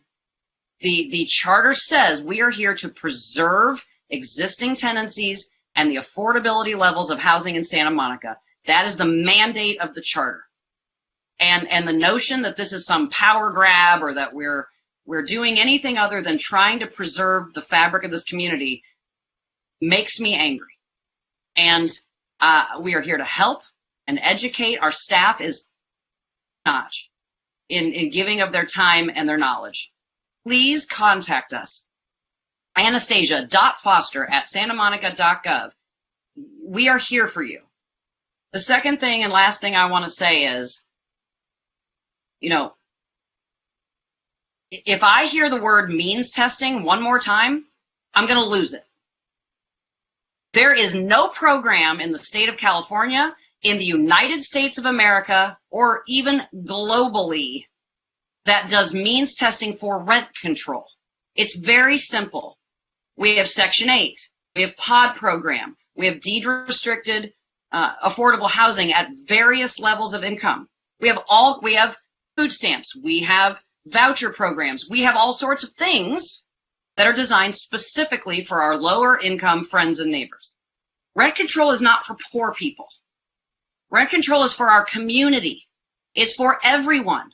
And after 23 years of unfettered growth in record high vacancy decontrolled rents, I don't want to hear about means testing someone who might have a Mercedes, because they're probably also paying $3,300 a month for a one bedroom. And I doubt that people who moved into this city in the last 10, 15, maybe 20 years since vacancy decontrol are necessarily all rich or all doctors or all affluent. I'm sick and tired of that word. Many people's lives change every year. Their life circumstances change. An elderly parent moves in with them. They have children. They partner up. They find themselves out of a job after maybe they did well for a while. Their ability to stay in this community is based on continuity of their rent level, not on their income. They are paying market rents in many, many cases, and the rapidity with which it grows is unsustainable. If you had to income qualify every single year for rent control, it would be ridiculous to say that somebody could get an 8 or 10% increase under AB 1482 as opposed to rent control. That's not what this program is for. And I apologize for my fervor, but this gets to me. It's for our entire community across a spectrum of buildings, spectrum of income levels, sizes of units, makeup of roommates and families and partners and everyone who lives in these units. It's for our community, the fabric of our community. And as soon as we want to start talking about means testing property owners for Prop 13, we can talk about means testing for rent control. Because just as much as that's a non-starter for you, this is a non-starter for us. I am fully supporting 3% as a new GA cap for the Santa Monica rent control law. And I very much want people to understand that, yes, even though it's been a little nebulous as to what city staff is going to recommend and what city council is going to do, I do believe that there are going to be great results, Santa Monicans, because council is going to strongly work with their staff to find that solution, and it's going to be presented to us very soon. The Rent Control Board is not in charge of that. We have told the public through op-eds and 18 million speeches and meetings, and it's really hard. It is hard to reach everybody because they are busy. They have other lives. They don't know to tune in. One of our applicants said people don't know how to get on Blue Jeans. I agree, and we do our best at outreach. But I will just finish by saying I think we are going to find a solution as a community to get through this. We want people to contact us, and we want to help you. I would rather them see us extend our term limits to 3 instead of 2. The notion that we need churn because 70% are renters, well, 100% are citizens. Do we need more churn on the city council as well? There's even more citizens there.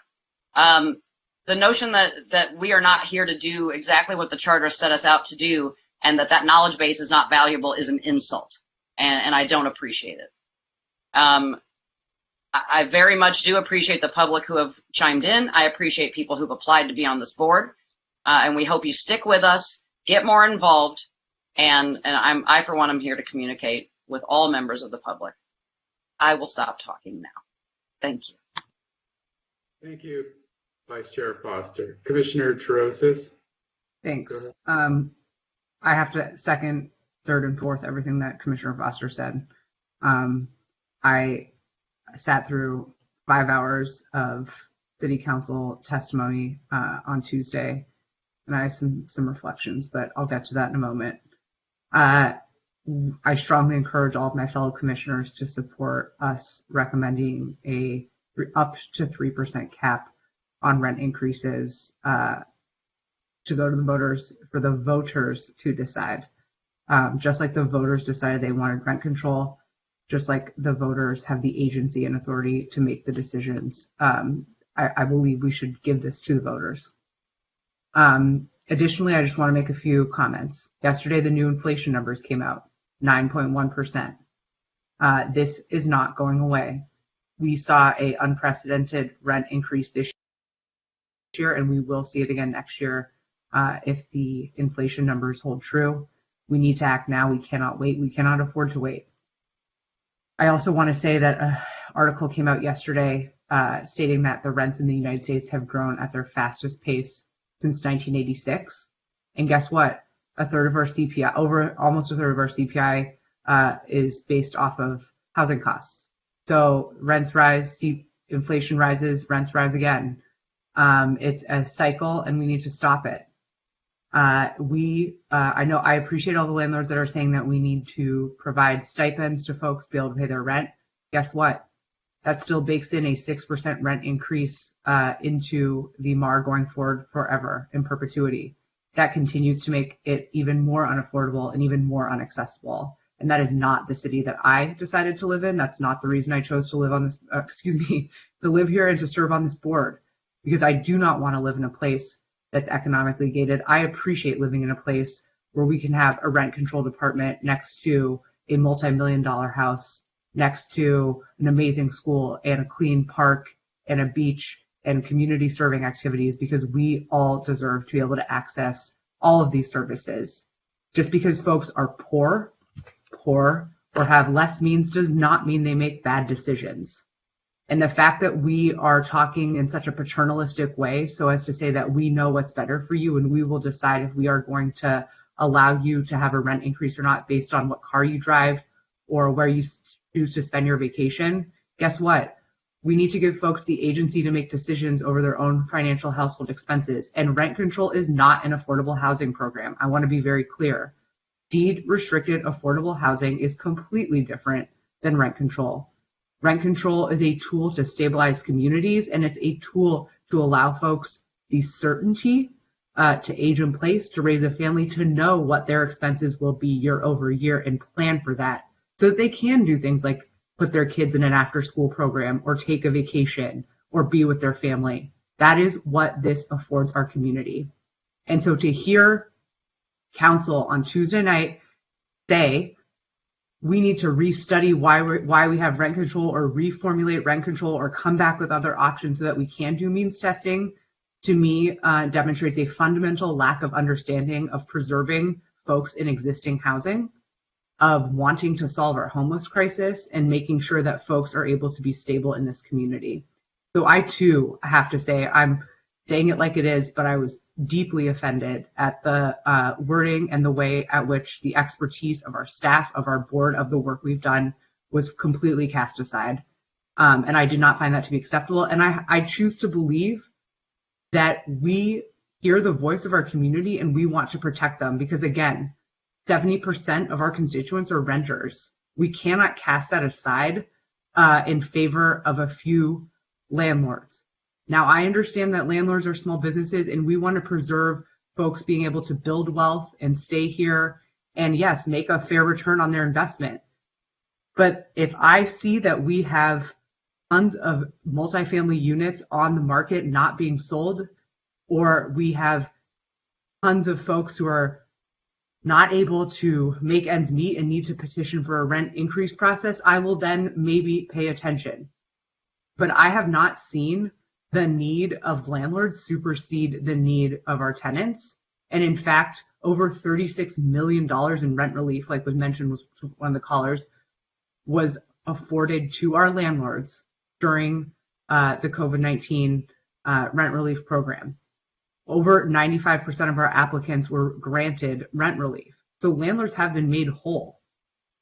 Who's making our tenants whole? I didn't receive a 6% raise for cost of living, did you?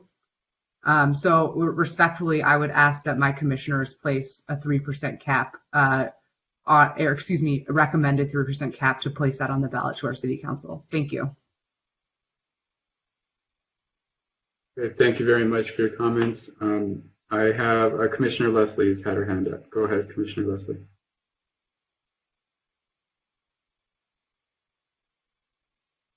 I have to take a deep breath because I too was at City Council.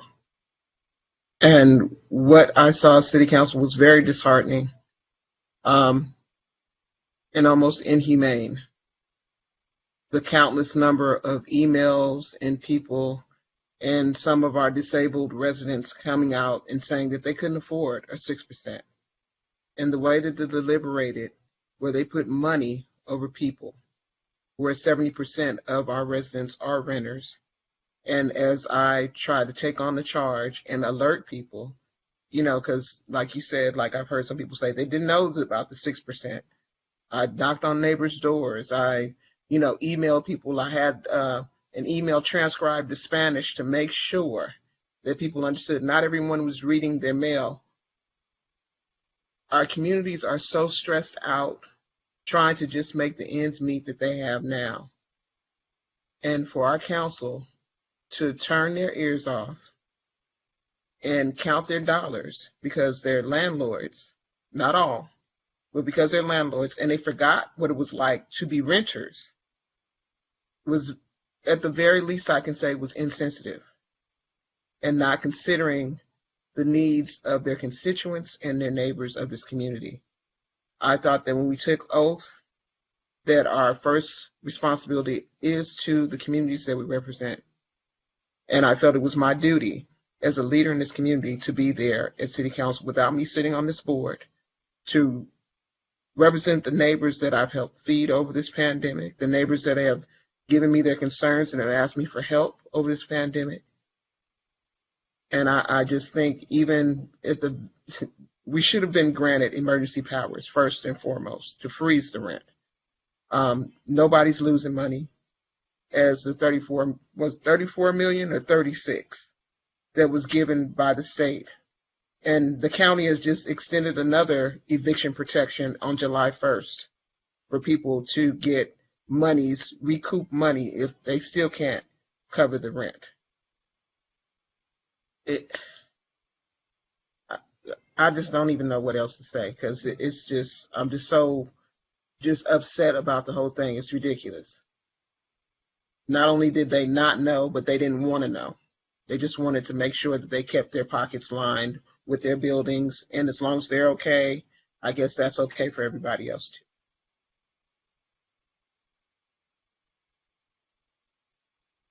Thank you, Commissioner Leslie.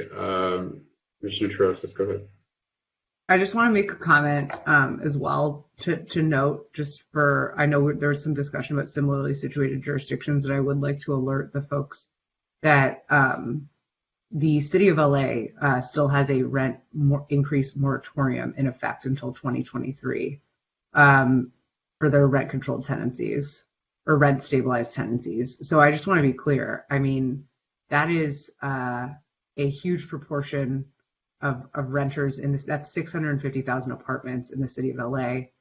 And I think that we pride ourselves on being forward thinking, innovative, and progressive, if you will, dare I say that, and leading the way for the rest of the state. I am ashamed that we are not in that position at this point.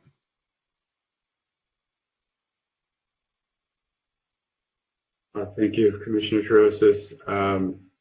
I will say briefly that having seen the council meeting and comments and the issues. What strikes me is that these issues are they're bigger than any of us, right, as politicians. They're bigger than any council member. It seems like that was lost. This is about stabilizing a community for many reasons. And it seems like the opportunity was lost or not seen, and that's tragic. But there is still opportunity to move forward. I think that we can't undo what was done, but what we can do moving forward is see what we can do about changing that cap to 3% so that it can help people who need it.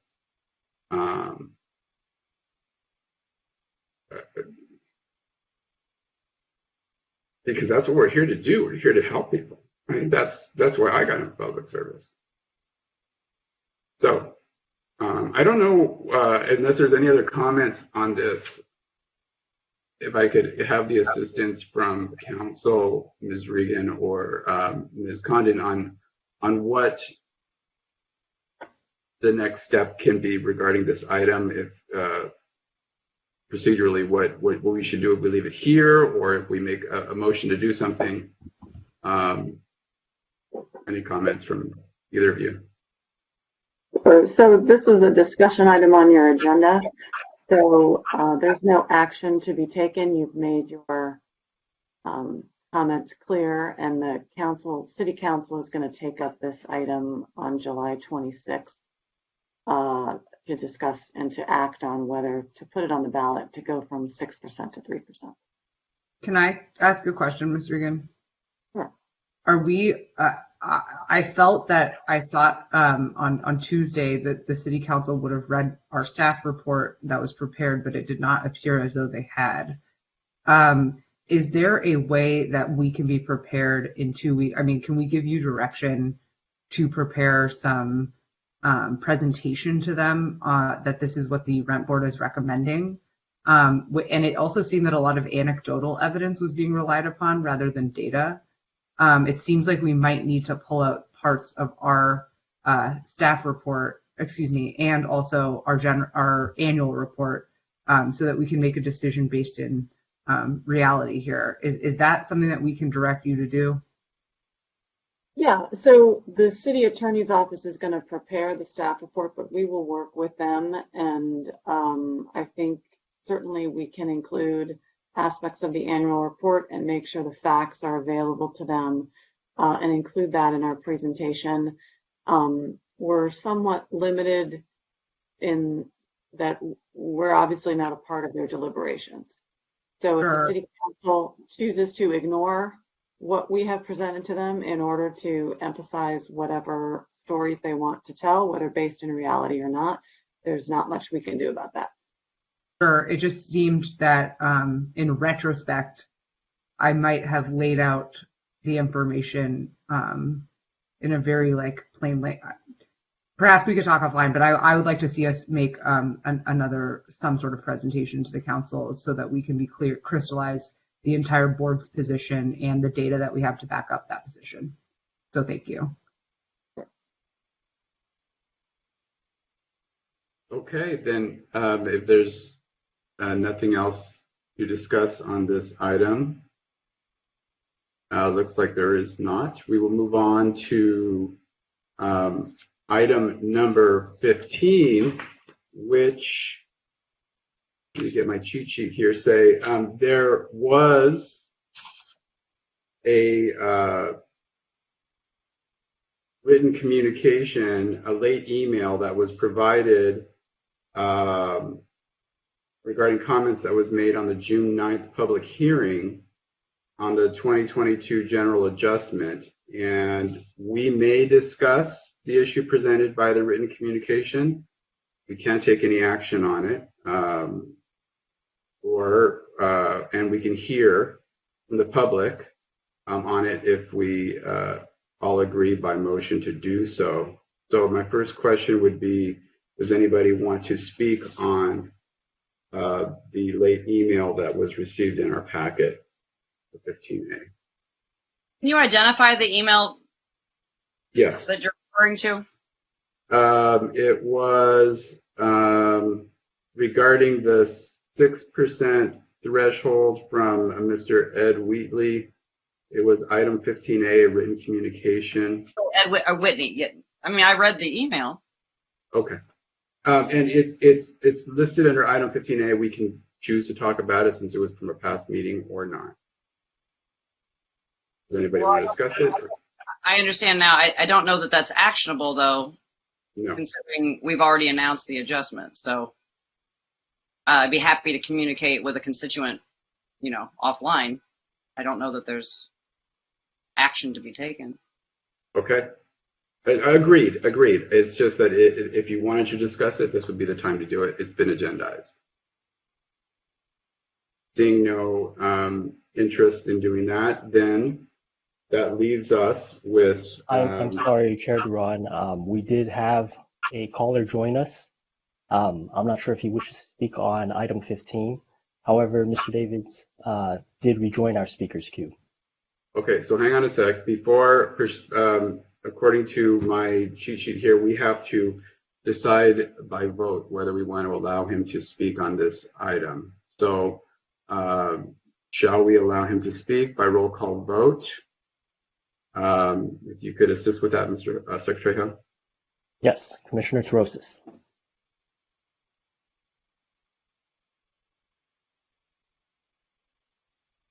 What? Sorry. Yes. Commissioner Sultan. Sure.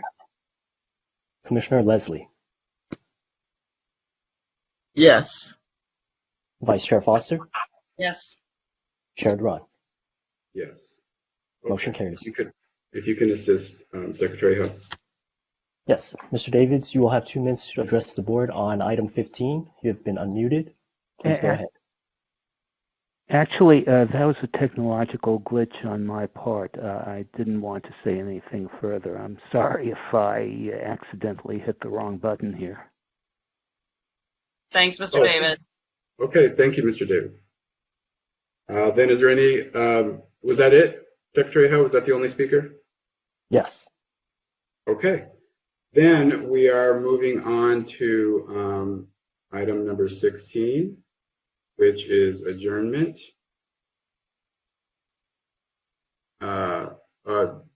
Commissioner Sultan, I see your hand up. Go ahead. Before we adjourn, I actually have an announcement to make. I am going to be moving out of Santa Monica August 1st, and so I actually need to resign, unfortunately, from the rent board effective July 31st. As I mentioned before, I was heartened to see that we got so many wonderful applicants for the position, and I feel like, Commissioner Leslie is already such a wonderful addition to the board that, like I said, I'm sad to need to resign. Unfortunately, that's the rule. I can't stay on the board if I'm not living in Santa Monica after July. But I do feel like the board is in good hands and will continue to be in good hands going forward. So thank you all for serving with me. I've learned so much, particularly from the commissioners that I served with for extended periods of time. It's been a truly wonderful experience getting to know you and having the opportunity to get to know Tracy and the staff and get to serve the citizens of Santa Monica. So thank you so much. This is a sad moment for me, but yeah, feeling very positive about the work that the board is currently doing and will continue to do in the future. So thank you. Well, Commissioner Sultan, that's surprising news and sad news. I've enjoyed working with you these past few years. So I'm saddened to hear that you will be leaving us. But I'm also happy to hear that you're moving on, bigger, brighter things, and good luck to you with your future endeavors. I don't know if anybody else wants to make any comments. I think that this will be the last time we see her as a commissioner. So I'll take a moment to gather my thoughts and see if I can come back. I see Commissioner Leslie's hand up, and then I see Vice Chair Foster, and then Commissioner Trezis. Commissioner Sultan, I'm sorry to see you go. I didn't even get a chance to get to know you well yet. That's a teaser. So you owe me at least a coffee or something so I can get to have a conversation with you or something, okay? But I wish you well. All the best. Thank you. Definitely. Naomi, oh my God, we are so sad to lose you. I remember when you first decided to run for the office, and you reached out to a bunch of us, and we had meetings to talk about, what it would all look like. I remember sitting in the living room with you and sitting on a couch all hours of the night talking about what the service on this board means and how it works and sometimes how it doesn't. Just all the different all the ins and outs of public service and what it means to take on that responsibility. And man, you hit it out of the park. I mean, just you're kind, you're collegial, you're inquisitive. You showed respect to the tenants, the landlords, the staff, and to each of us. And we're just very sorry to see you go. We're gonna miss you. And I would just say, obviously, this is just another indication that Santa Monica is not very affordable if we're losing folks that need to go elsewhere, and good folks. And Naomi, I'm really, really sad not to be serving with you. Your intellect, your empathy, the fact that you've dedicated your life's work to helping folks who haven't been able to have a voice or representation just kind of permeated over to the board. And I know we're going to continue working together in our professional capacities, and really just appreciate all of your service, and can't say how upset and sad I am, but I feel a little bit better knowing that we had some really great applicants for the position that we just appointed Erica to, and hopefully we're going to continue to bring folks in. So let's thank Naomi for everything that she's done for us, and really just appreciate your friendship and your leadership. Ms. Condon, go ahead. Yes, I would also like to thank you, Ms. Commissioner Sultan, for the wonderful work that you've done on the board. Been very dedicated to what we're all here to focus on and accomplish. And as Commissioner Trezis just said, you've dedicated your life to helping people who are facing major challenges. So thank you so much for the 3+ years that you've served here on the board. We can't thank you enough for your contributions, and I wish you the best in the future as well. Thank you all for your kind words. Be well. Naomi. Ms. Condon, just as a refresher, I know this maybe only happened a month or 2 months ago. Can you remind me again what our next steps should be so that everybody's informed? Yes.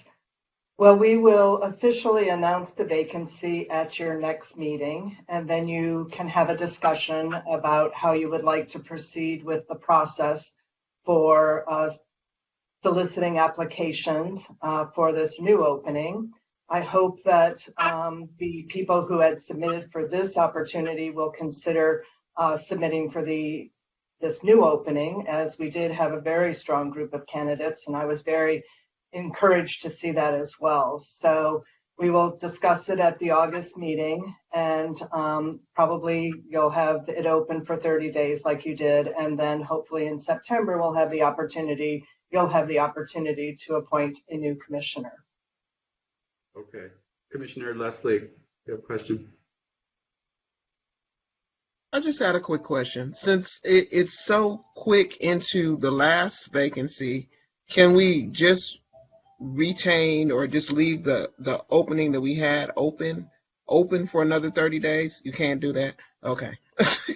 I was just trying to make it easier, because people have already turned in their applications. If we could just pick from the pool of people that have already applied. Okay. Thank you. I just wanted to ask. Yeah, no, I mean, each of us as individual commissioners are free to reach out to these folks. We have their contact information. They are free to reach out to us at our government emails or get together with us or talk with us. New people who might have gotten interested during this whole process might now be interested in applying as well. I think legally it's a separate new vacancy. I believe that because it's a new vacancy, there's a requirement that there be notice, like 30-day notice or something along those lines. You can correct me if I'm wrong, Ms. Condon, but so I think that's the reason why we couldn't just nominate someone else from the people that we already have, which is a very good question because you're right, it would be very efficient, but there may be new people who may want to apply as well, and we should give them the opportunity. That's my understanding.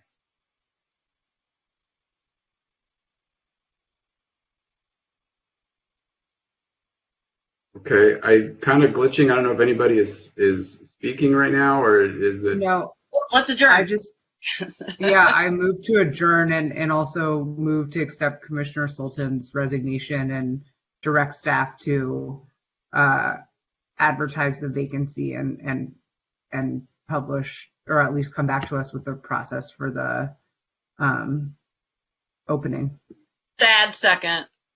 Can we just act by acclamation, or do we have to vote? We gotta vote because of we're remoting. Secretary Ho? Yes, Commissioner Leslie. Sadly, yes. I would say no, but that won't make her stay. Commissioner Sultan.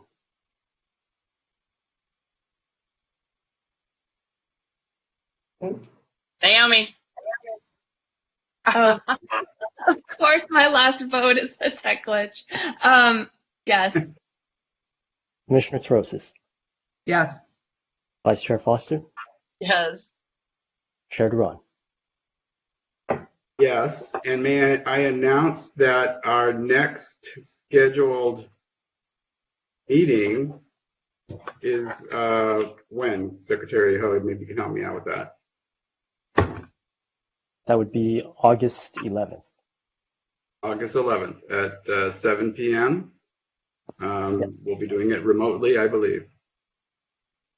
I would like to adjourn in the honor of the outgoing public servant, Naomi Sultan, and the incoming public servant, Erica Leslie. Absolutely. Second. Agreed. Be well, everyone. See you next time. Good night. Good night. Good night. Good night.